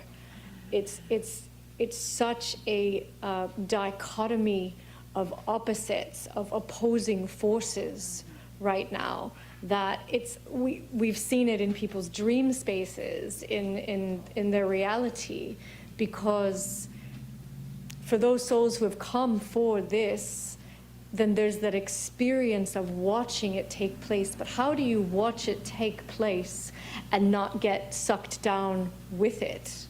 How can you watch something from the witness and the observer perspective in great honor of the entire grand design and not go down with the sinking ship? Well, here's the opportunity. The opportunity is that the grand plan is that there's going to be two sects of human species, let's call it. The one that we all know so well, that has been populating the earth for so long, and the way in which actions are taken, the ego being the lead force in the way humans interact and interfaced. And then there's the other side. And there's that other side of that service, of that peace, of that harmony, of the looking for the golden thread that exists within all life and all creation, that is, in fact, the necklace. It's not the diamonds that bring it all together. That's what you see. But what is really bringing it together is that golden thread. And so through the bifurcation, that golden thread is going to be woven into communities. It's going to be woven into service. It's going to be woven through as love, as compassionate communication to bring peace on earth. And the other section, here's the good news. The good news is that no one will ever be left behind. It doesn't mean, however, that those who are not truly willing to open themselves completely will be able to operate and oscillate in the new matter frequency world. Does that make sense? But again, no one will ever be left behind. They will get to experience whatever reality they still need to be a part of in order to learn the lessons that their souls have come to learn. And we can see this from an internal perspective of where our drives are. You know, when we think of the first three centers of our body, those centers are about consuming and eliminating and defending and protecting. When we start elevating more into that energetic center of our hearts, we become more open, we become more vulnerable, we become more transparent, we become more expanded, become more loving, more virtuous. And so it's about living from these higher centers of the energetic anatomy starts opening up, and we start becoming more connected to the field, and the field holds all of us together. So we have great compassion for everyone going through whatever process they need to, but we also have to support. And the greatest support we can do is hold a field of resonance, hold a great field to bring up what needs to come up, but actually hold the energy and stabilize it to help remove any dissonance naturally. So there's sort of an internal aspect, there's an energetic aspect on the planets, and there's these micro levels, and then there's many stories that have been pointing to all of what is coming apparent. And so this time, this epoch that we're co-creating, we get to come together to co-create this. We remember this, or we're remembering this.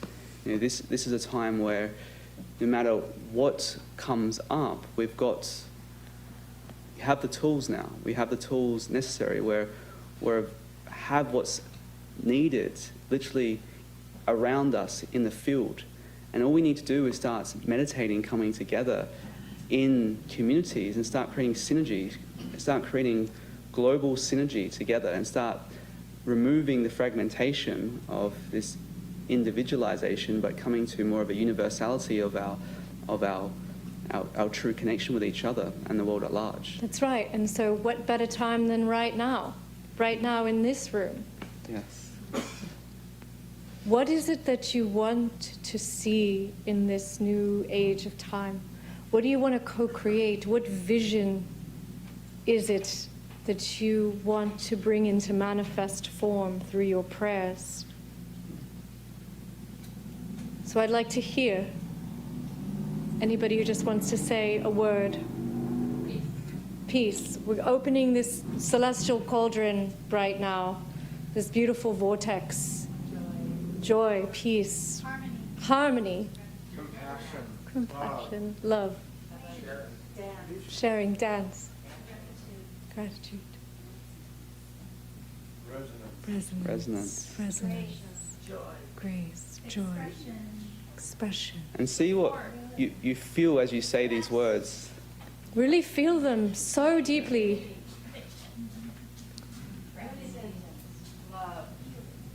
Love. So much immaculate beauty. So much immaculate beauty. Yes. Miracles. Grace. Celebration. Well, as you speak, know that your words are being heard, that your prayers are being listened to, that you are being seen. And know that the field of attraction doesn't come from your thoughts, it comes from your emotions. It's the magnetics that pulls in what you really want. So as you speak, as you communicate, feel it welling up inside of you to then express it. And feel how that's different.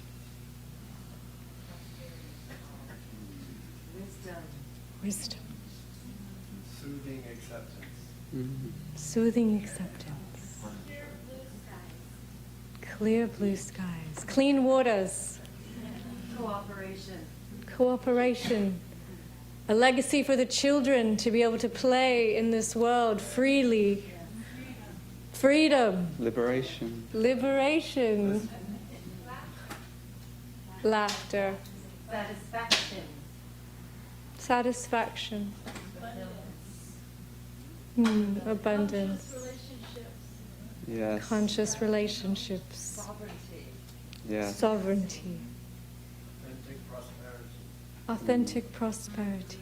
Kinship. Abundance. Kinship. Abundance. Alienation. Honoring the earth. Honoring the earth. Honoring the cycles. Embodiment. Embodiment. Enlightenment and clarity. Enlightenment. Clarity. Mercy. Connection.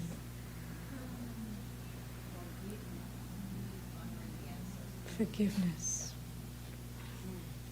Honoring of the ancestors. Creative innovation. So that is alive right now, creative innovation. There are incredible resonant technologies that are here to help bring about a greater resonance for humanity right now. This is all happening. Every one of your words is in fact happening. It's happening in this room. It's happening in small groups. It's happening when we come together with our hearts in vulnerability, in transparency, when we allow divine grace to lead us, to lead our words, to lead our hearts. It's up to us. We say the golden age can only start from within. It starts by picking up the pieces, as we spoke of earlier, that have been given away. This is world peace, when everybody shows up in authenticity, in great ownership for their life, and says, I pick up the pieces that I've given away. I pick up the pieces of myself that have been broken. I pick up the pieces that have been somehow shattered. And I'm the one that gets to heal them.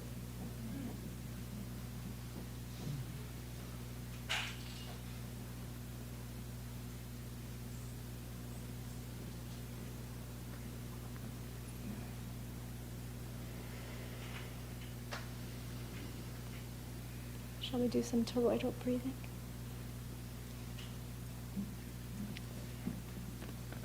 Yeah.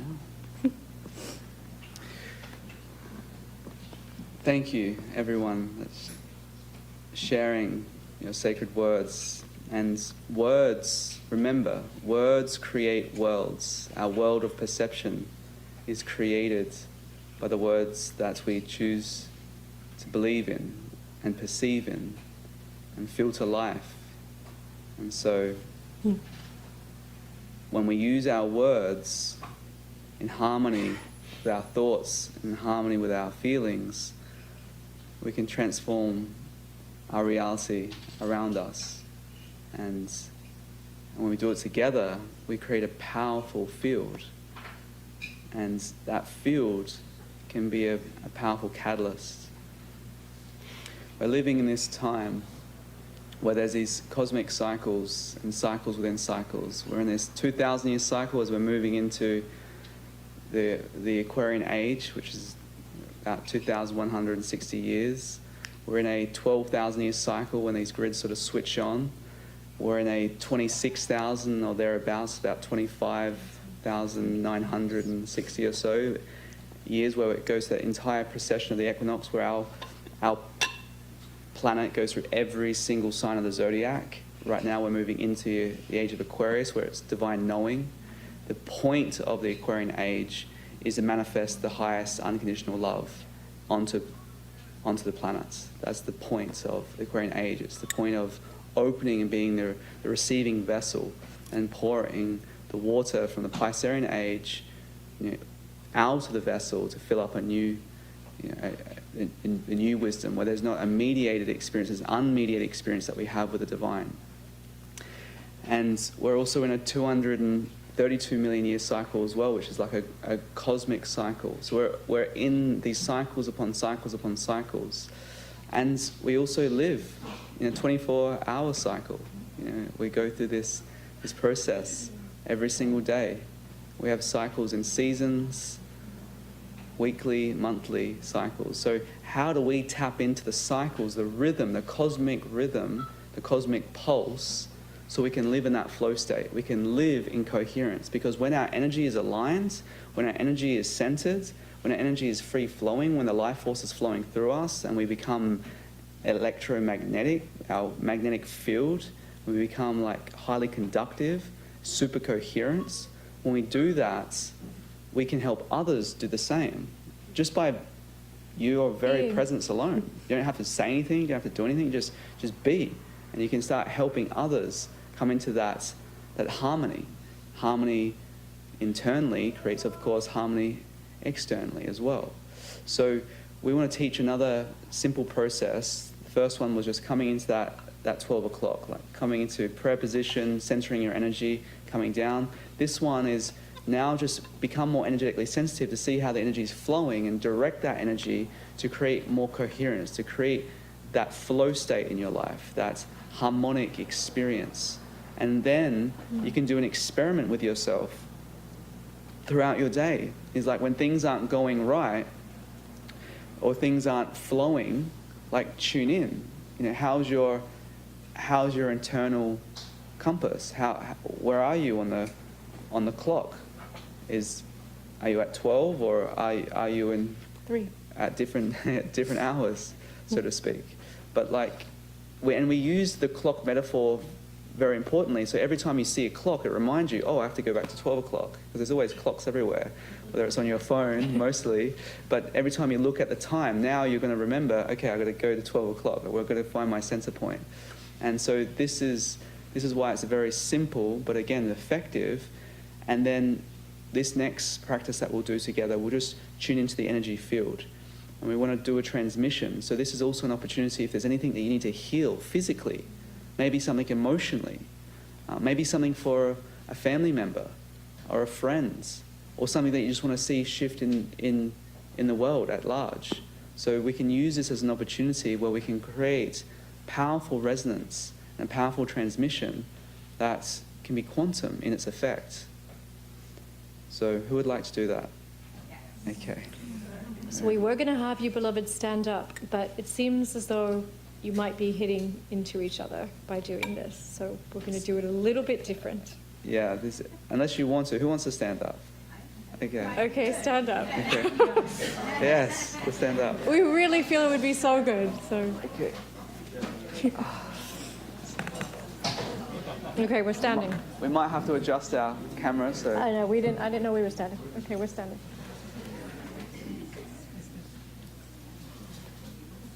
No. Thank you.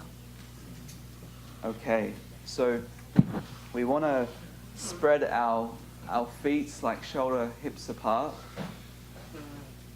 and we want to bend our knees a little bit, and we want to tilt our pelvis so we have that sort of pelvic floor is just tilted, we're centered. We're going to close our eyes. Again, we're going to visualize that golden thread of light coming down through our crown, down through the center of our brain, to the third ventricle, down through our throats, down through our chest, down through our abdomen, down to the base of our spine. And then we're going to come back up into our hearts.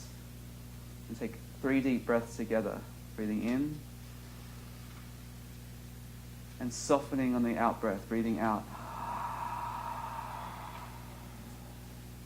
Breathing in and softening again on the out breath and breathing out. Breathing in and breathing out. Now, as you breathe in, you're going to breathe up through the base of your spine. Breathing up and bring your hands up and just feel the energy coming up and out the top of your head and flowing back down like a fountain. And breathing in, so we're now going to go deeper down into connecting to the crystalline core of the earth, sending our line of light all the way down into the earth. We're connecting into her crystalline matrix, her central nucleus, her heart. We're going to be grateful for her, all that she provides, the bounty, the beauty. Her body that we stand on, that we drive on, that we walk on, the water that we drink, the blood that she gives, all of it. And so from that place of connecting in to her core, with gratitude, with love, with appreciation, we're going to take a breath in and breathe up that energy up through our body and allow it to flow out on the top of our head. And feel that connection. Breathe into the feeling. Again, just breathing in and out.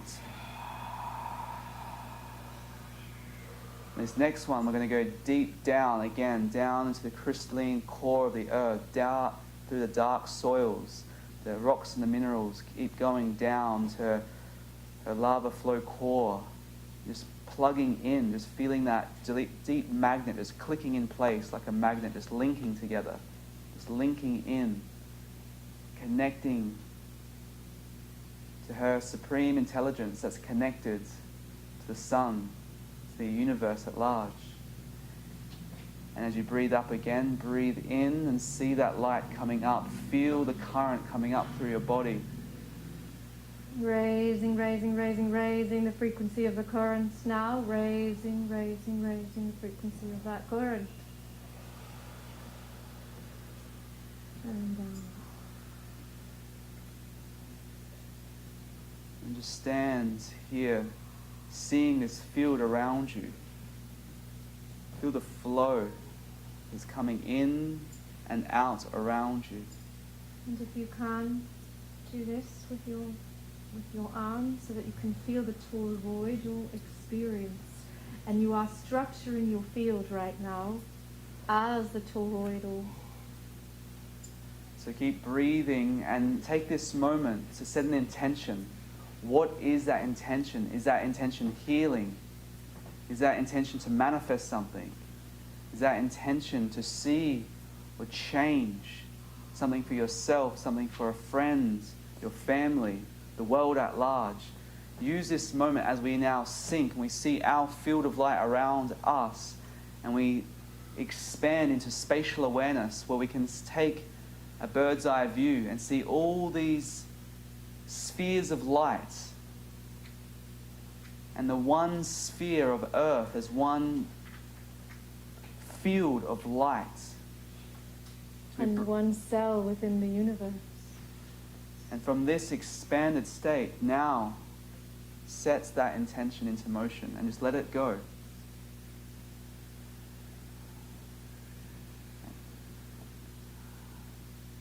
Now come back from that outer expansion and come back into that central line, straight into the center of your chest and your heart, putting your hands in prayer position and start to feel your cells, recognizing that your cells also, healthy cells, are little toroidal fields, little tiny toruses. See if you can now feel those cells inside of you. and feel the energy around you coming into your center.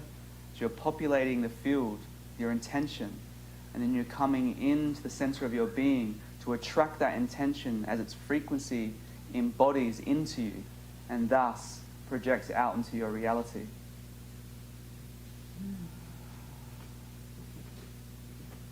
Three arms. And now let's just chant a simple Om. 3 Oms together, just sealing this container with that frequency, with our vibration as we go into a collective resonance.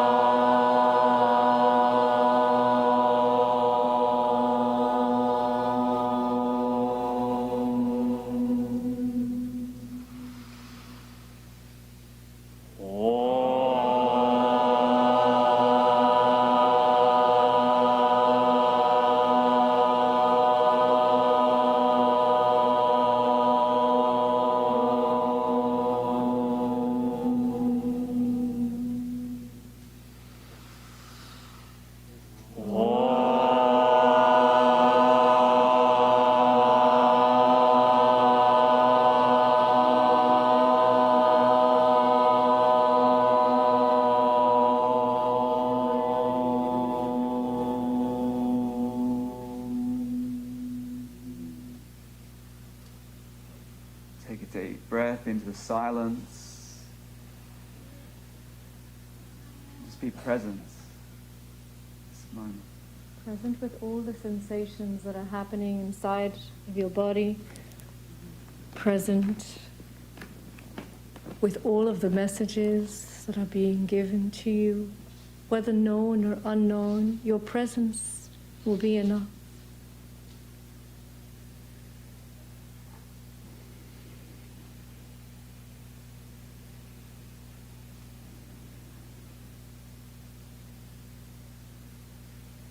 And when you're ready, you can open up your eyes and be seated if you're still standing. Thank you.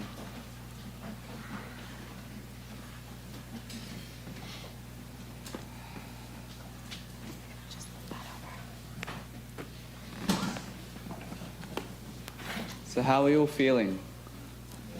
Vibrant?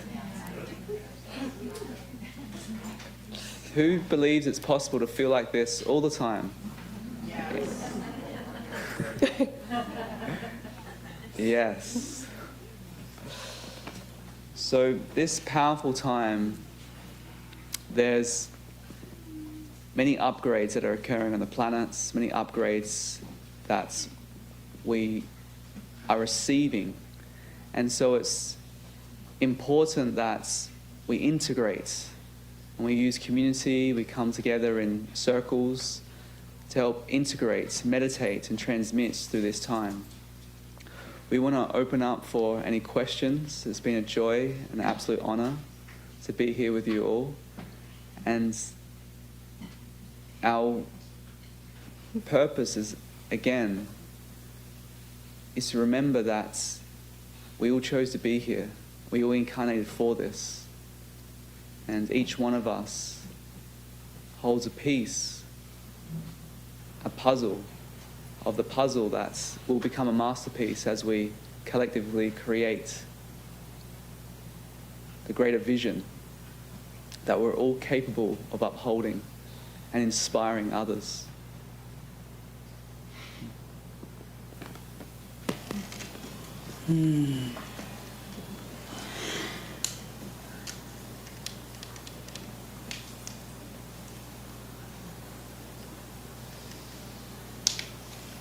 This brings me to Egypt. The mysteries of Egypt, the power of Egypt, the temples, the Nile.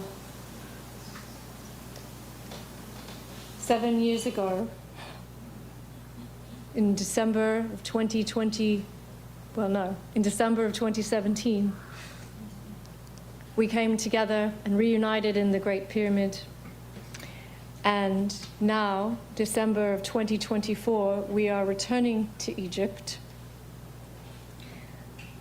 to complete all of the reactivation work that has been done now. This should be the very last time out of everybody that the activation needs to be absolutely completed and anchored on this particular solstice.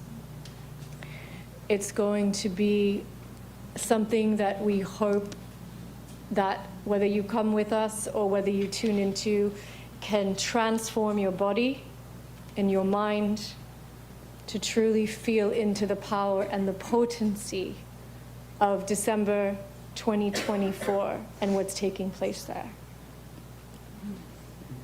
Yeah. You want to share anything? There's many beautiful beings that have been going to the sacred lands and just honoring everyone for traveling there and doing that great work. Yeah, it's beautiful. Mm-hmm. Also, beloved Nastara is also going to be going on 11/11, the powerful portal as well. So there's a big calling to do the work this year and to really support. And whether we go physically or whether we participate, it's about our takeaway from this to really share with you is to organize and steward group meditations together continuously at sacred times to build group coherence. And whether one is going to a pilgrim science or not, consistently creating group coherence, coming together to open up the field and to really tune in and pay attention to your dreams, pay attention to the messages, pay attention to what's coming through. But really, this time is written in the stars. It's written in the scriptures. It's written in the sand. It's written in ourselves. And so we just want to really encourage everyone to come together as in groups and to unify, because that's what we need to do to really support this incoming broadcast of this cosmic energy, so we can be those crystalline acupuncture needles that are just opening up the body of Earth, opening up the collective field, opening up humanity, the hearts, to really receive what's coming. That's what I was just going to say, is imagine yourselves as acupuncture needles everywhere you go on the earth, bringing that light, opening the passages of earth and thus the passages of the heart for humanity. Be those needles of light. You already are, but to imagine yourself as one is very powerful as well. So we always like to give gifts, so we're going to give a gift. This gift is, if you feel called, it's basically just teaching how to bring different levels of your life into harmony, and then also just learn a little bit more about the potential of what every being has the divine potential to accomplish and master, and make strides on that path. And so this speaks of that. And again, we want to open up to any questions that you may have while we have this time together. It's really been an honor to be with you all, in person and online as well. Yes, in person and online as well. So this has all been about the ancients, honoring the ancient earth, recognizing that we are the ones we've been waiting for, and we're here, and it's now. Yeah. And because of that, play the song. Oh yes, it's a song that we're going to play And as because well. of that, There's a song that we want to play. Are we going to take questions before the song? we will. Okay. So We will take questions. yes, first. and it's a special song because it's hasn't been played ever before. So yeah, it's a surprise. So who here has a question? You can raise your hand. Yeah. Thank you. Sure. How can we support our beloveds who have not been cultivating or doing the work to prepare for this time? That's a great question.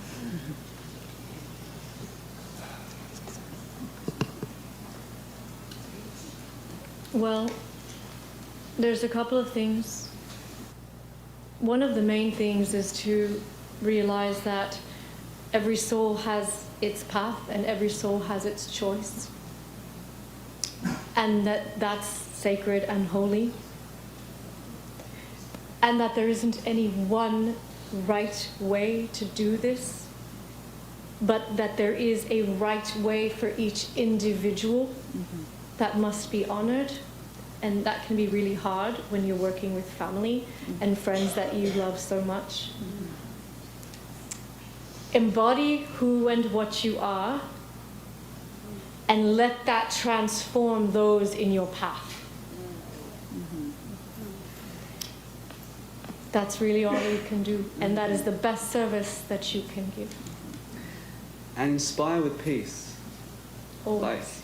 Like, offer the opportunity that if they're open, if one is willing. You can only work with one that's willing. You can never force or would choose to. But if one is willing, the inspiration of what would it be like if you had great peace in your life? Like, and there's moments when there's friction and when there's terror and there's angst, what would it be like if there's peace in your life, where that peace could be cultivated? Would that not be something that you would want to experience more of? And maybe the answer would be, of course. And then so look at cultivation in a path of cultivating peace. There's many different ways, of course, that do that, but just starting with looking into forgiveness. What needs to be forgiven? And that's a very powerful way to help anybody resolve the inner conflicts that is binding them to those types of trauma, is to open up to forgiveness. And forgiveness is not something that you have to go and do and you can just decide one day, I'm just going to forgive. Maybe that might be a way, but forgiveness happens through you. It happens through you as one surrenders. And so teaching someone how to surrender is also teaching one how to forgive. So forgiveness is an inspiration to remove the pain of the past. And ask how this drama or this suffering or whatever it is they are embroiled in is serving them. Because even though they may feel that, or someone may feel that it's not serving, something unconscious is taking place, that there is a service that's being given, that's being provided, or it wouldn't be there. So there's detective work as well. Thank you. So we have a question from the Zoom room. Yeah, so our online audience is sending lots of loves. And Dorina from Ecuador asks, how much of our collective initiation, transformation, and ascension are inevitable? And how much is still dependent on shifting timelines, quantum changes, and galactic intervention? Ooh, big one.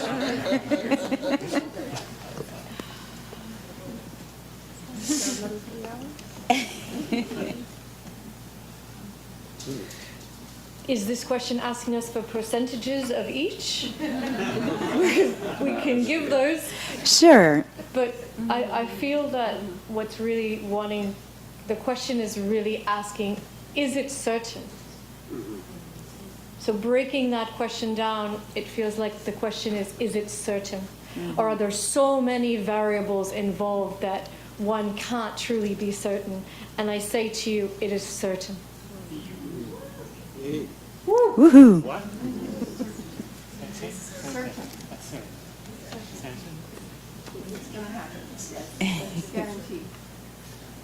And it's happening.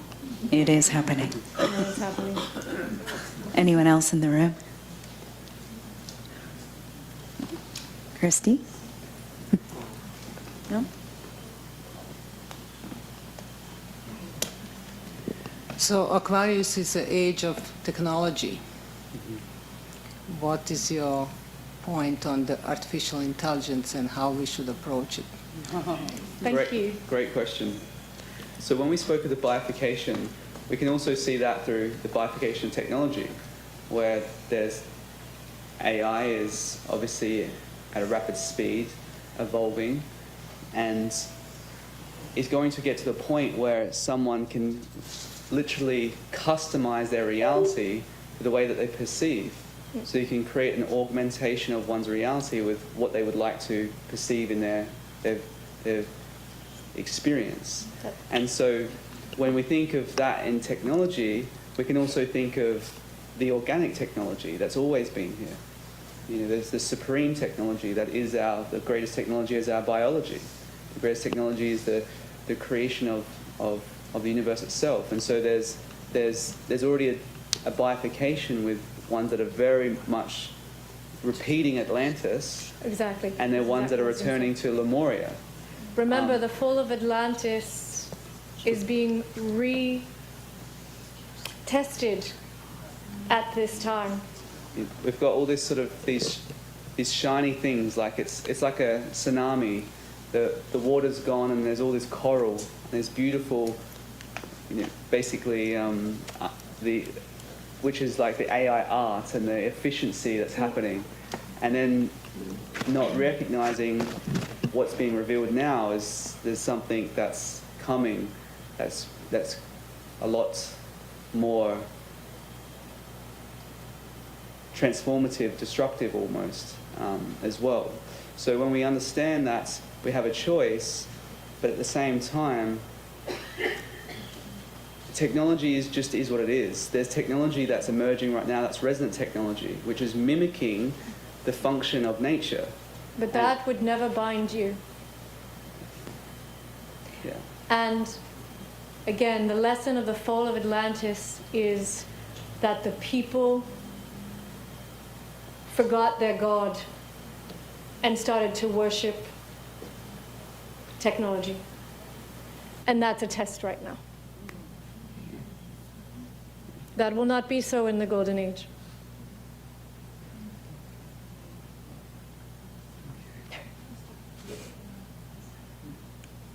Anastasia, you have some beloveds. Questions? Hi. Carly. So the last eclipse, the Atlantean eclipse over almost like the Arkansas crystal mines, and was that like the moment when the choice was made, or we had the decision, the Atlantis of the past or the future of enlightenment? Was that kind of the... Absolutely. Okay. Yeah. I felt that. Okay. Absolutely, and in fact we had our global community doing mini missions all over the world. If they were certified in certain healings or in geo-divinity, or our, earth healing program, or everybody had mini missions to working with to solidify the Golden Age timeline. I will say as well It was is a that huge victory.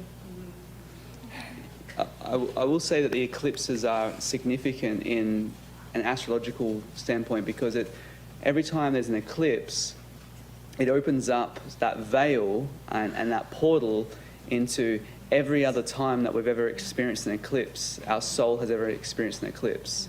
And so this was a time where NASA was obviously sending rockets to and there's also CERN was launched, and there was a lot of intention to specifically anchor in a specific timeline. But that was a great turning point, and that was a profound You felt moment. it. Yeah, so that eclipse on the 8th that just passed was huge. And there's a few big moments, and with Pluto, for example, coming into, it's coming back into Capricorn, and then will come back and stay in Aquarius. That is literally signifying the entire reset of this democratic nation as well. Like the You don't mean. No, sorry. I meant to say that the writing of independence, the Declaration of Independence, that's the same date with the Pluto is actually returning at the same time it was written. So that's Declaration of Independence. Yep. Wrong word, clearly. But that word that signifies basically sovereignty. There's a bifurcation that's happening also with certain law that has been imposed, and there's also natural law.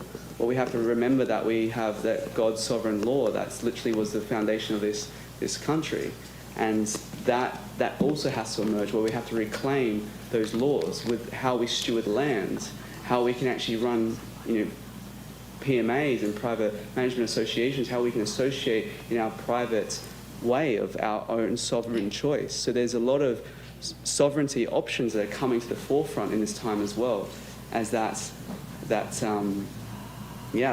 entire sovereignty is a choice right now, and Pluto signifying that reset. Yeah. Well, when we speak of sovereignty, we speak of true sovereignty, which is sovereign, which is reigning over the lower desires, reigning over the lower mind, reigning over the conditioning. Once you're able to do that, you truly do become a free citizen with free will. Until that point, there is no such thing as true free will.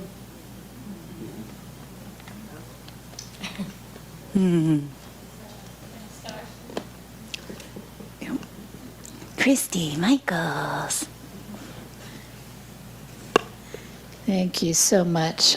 Blessings and much love. On Easter evening, we do the Magdalene Moonrise Easter celebration. And I heard the call about the 8th fire, so I requested that the ashes come to me. And they arrived 2 days before our celebration. And so the ashes were on the altar, the Magdalene altar, and I didn't know you were going to be there. So I appreciated the stories and the contribution, because I understand people came up and put a stick in the fire one by one, and in a very ceremonial, high way. And now the ashes sit in my home. And so I'm going to use them as the charcoal to mark a painting of Magdalene that I'm going to be doing, that she has given me the image of in her sovereign state. And my granddaughter carried in the sovereign Magdalene painting of her. She was so honored and thrilled, a little 4-year-old, to carry this beautiful image. So she will be one of the children who will dance and play. That's wonderful. But I didn't know the story, so I appreciated your sharing the backstory. Is there anything else you feel inspired now to say about the 8th fire and what, because you heard the call and you went all the way there to the jungle where the group was hiding. So please, I'm hungry to learn more about what your experience was.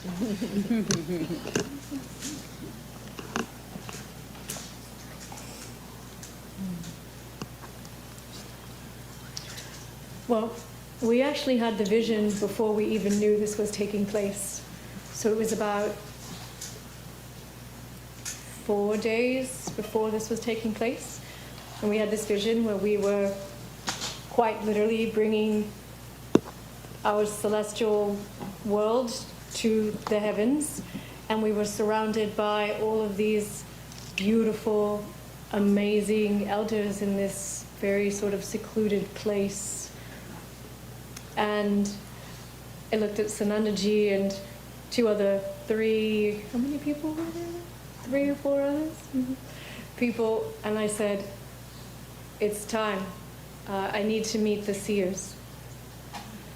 And within 4 days, we were there and ushered in the most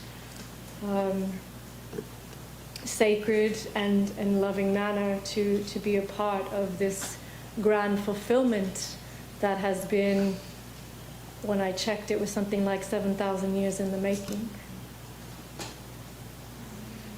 And speaking into the event, it was very, very auspicious. Just how many of the key elders coming together in circle, and the very first time. And the significance of the 8th fire is where it was actually lit. No one had known this, but there's a powerful energetic line, like we were speaking about all these ley lines that go across the earth, and that was a very powerful line. And what would happen every time one of these fires would be lit, it would happen at these convergent points, which would be these torus fields. And the significance of lighting a fire, the center of a node that connects to the grid, the light grid on the planets, it initiates a catalyst of purification. And it's also symbolic to pull in the celestial fire, the celestial light. Fire representing in the ancients' perspective as spirits. And so it's bringing through more of the spirits, the great spirits, to come through to wash and to cleanse and purify and prepare humanity. And so it's very significant. And there was many beautiful images that had different non-physical beings literally appearing in and around everyone gathering. And there was also ancient skulls that were bronze as well, and there's all these ancient relics. So it was a profound, and we actually got the ashes as well when we lit a fire on the last equinox on another node from where we live, and that's The sanctuary. that catalyzed as well. So the 8th fire represents the 7 prior fires all in one. And each one of those fires represents a time where a new law, or a time, a new perspective, a time where, and Shifu Lane has done a tremendous effort to preserve this knowledge and bring this knowledge back and to speak about what each fire represents and how the 8th fire represents all of them happening now and coming back. And it was our honor to be asked to do a prayer over the fire. Yeah. And so we did, as we were lighting it. And it also represents, like, if we think of our energy centers, we have these fires inside of us, these energetic Agni. points. And so we have these 7 chakras, or these 7 energy centers that ignite, and they teach us different lessons, which are like the lenses in which we perceive the world. And when we raise our frequency and we harmonize them, the intention is to harmonize them all together so that you have one coherent field. And so each one of the chakras sort of merge and become one, which is like the 8th fire as well, as they merge into that one illumination of the realization of what one is, who one is, what we all are. Thank you. We'd like to take one more from Zoom. Is that okay with you? All right. So there's a question about asking if you can explain how the new energetic grid lines are being formed. Yes. So simply, high frequencies coming into the planets, it's creating a reverberation, and that reverberation is creating a new grid. In the science of it is that the solar neutrinos, the plasmic discharge, the cosmic radiation, that unseen energy is coming through the atmosphere and stratosphere. It's ricocheting off the core, and it's creating a vibration from the crystalline core, the iron nickel core. And just as if we were to ring a bell, or if we were to play a crystal bowl, it would vibrate. And that vibration creates like a cymatic pulse. And that cymatics is, again, the geometry of sound.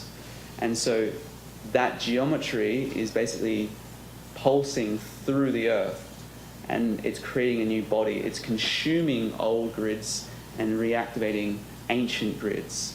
So that's just as if we were to, again, put water in a petri dish and vibrate it with acoustic vibration, we would see it morph. It would literally morph into a different geometry and structure. Or if we think of the body of water on our planet and the land itself, it's going through that metamorphosis. It's vibrating into a new field. And when we think of the significance, all the information's in the field. So our physical body, it receives its data from the information of the field.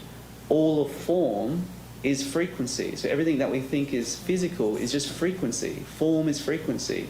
And the frequency of the field is what materializes into the physical experience. So if the whole field is changing, if the whole entire field matrix of our planet's changing, then of course the physical matter will be changing.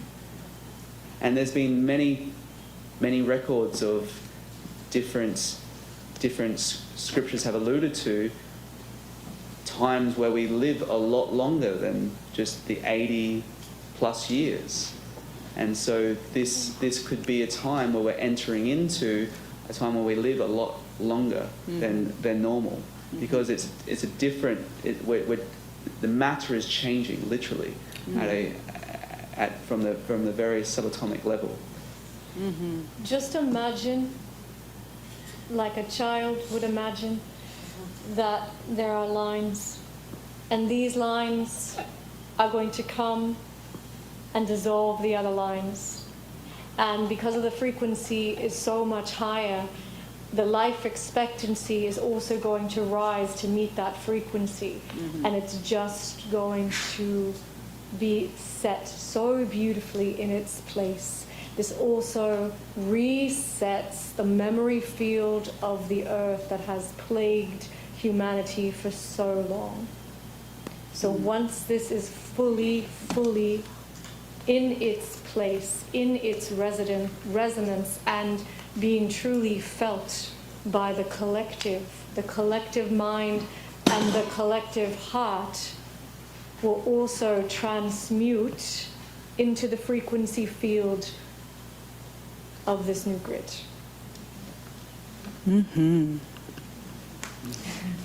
Thank you, beloveds. I have my own question. And so, the little star beings that are being born right now and that we are raising, what would you say would be one of the greatest things that we could teach them, to lead them, to be the new earth leaders?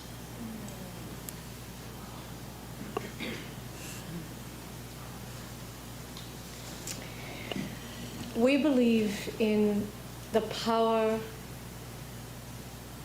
of the ancient ways, of the Essene ways, of the ways of working with the star mapping. So when a child is born, seeing what their star mapping is, seeing how they can be placed immediately for success, how they can be placed immediately with groups of their own that have the skill sets that they've come to share, the gifts that they've come to share, and start to hone and cultivate those gifts from very, very, very early on. Doing that alone offsets all of these other situations and all of these other problems, because a child will never feel misunderstood again, or feel alone again, or feel left behind in any way, because they have been set up for success from the very moment they were born. And just inspire them to shine their magic.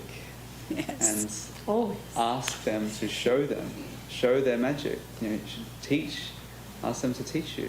Ask them to, you know, just express the purity, the innocence, and cultivate that, because they're already switched on. They just need the environment to bring their magic into this world. And each one of these star beings, these crystal children, are going to be the new wave of leaders. Yes. And so loving them, Grounding them.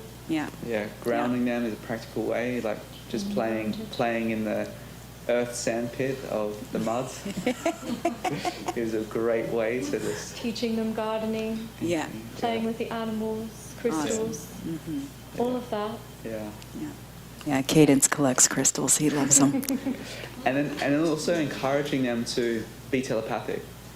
So like sending an image, like sending him an image of like a geometry, a square, a triangle, a circle, just teaching them to exercise more of their telepathic, psychic abilities, because they have it.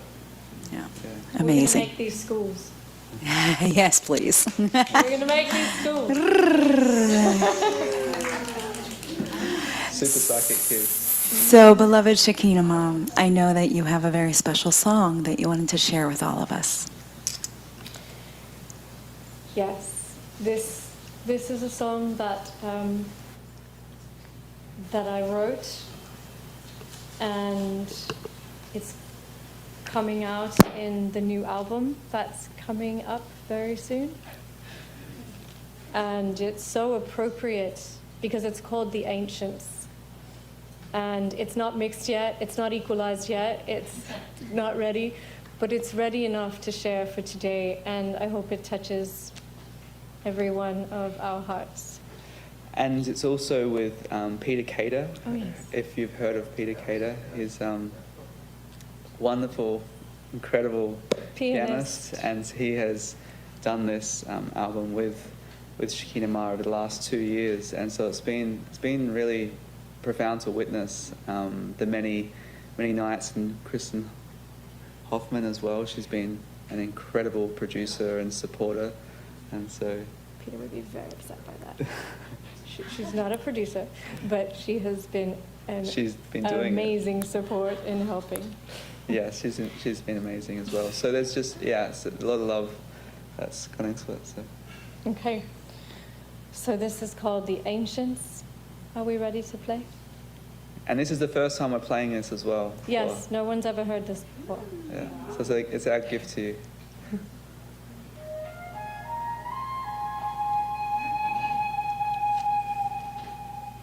I sing the songs of the ancients, the ones who've come and gone. I sing the praise of the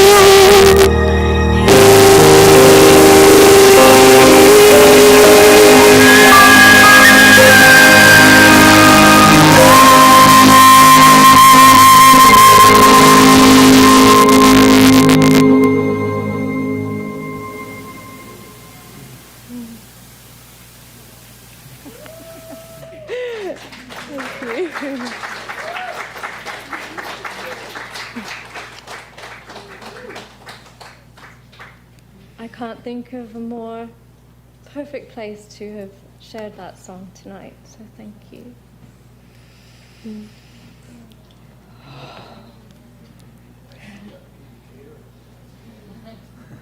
What did you say?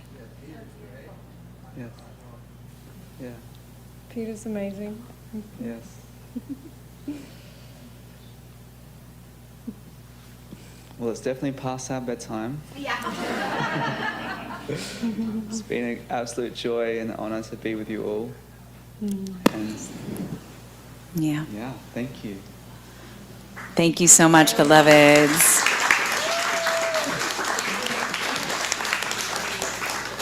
Thank you, thank you, thank you. A heart of gratitude.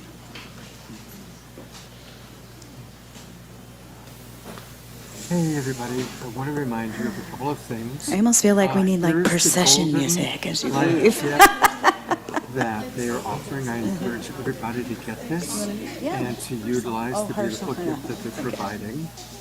And I also want to invite everybody.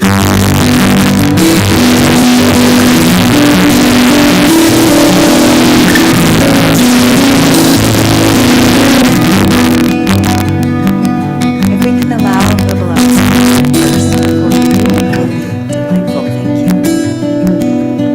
Thank you, Shakina Ma and Sananda Ji. Yes.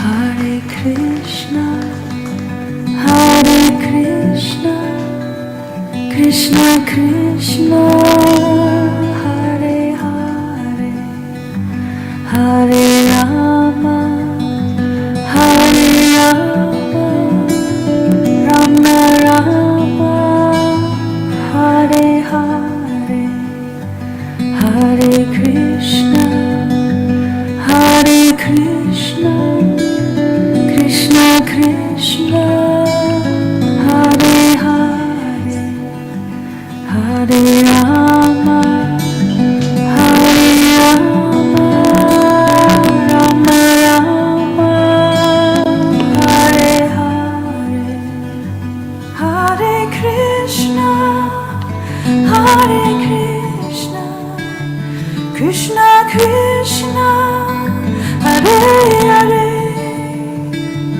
Hare Rama, Hare Rama, Rama Rama, Hare Hare, Hare Krishna, Deb, Hare anything you want to say? Krishna, Krishna Krishna, Hare Hare. We thank you all for being here. So grateful. Please take some time to look at the TwinRay products out inside the loft area. There's flyers to go to Egypt.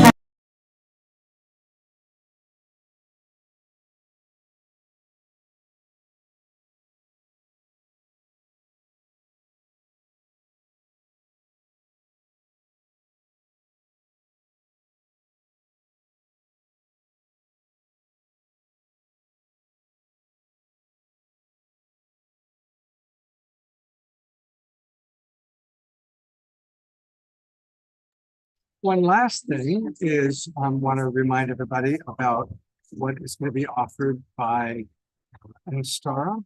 She's got a really exciting trip to Egypt. Here is the information on that.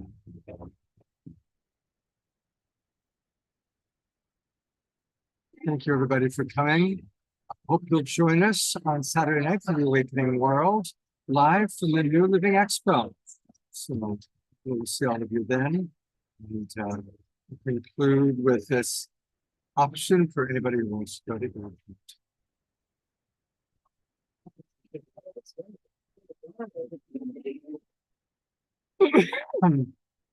Are you live, Scott? Yes. Okay. I don't want to bother you, but I'm wrapping up. All right, everybody. Thank you for joining us tonight. And we'll look forward to hopefully seeing you on Saturday night on the Awakening World, live from the New Living Expo. With a lot of wonderful people. Take care, everybody, and good night.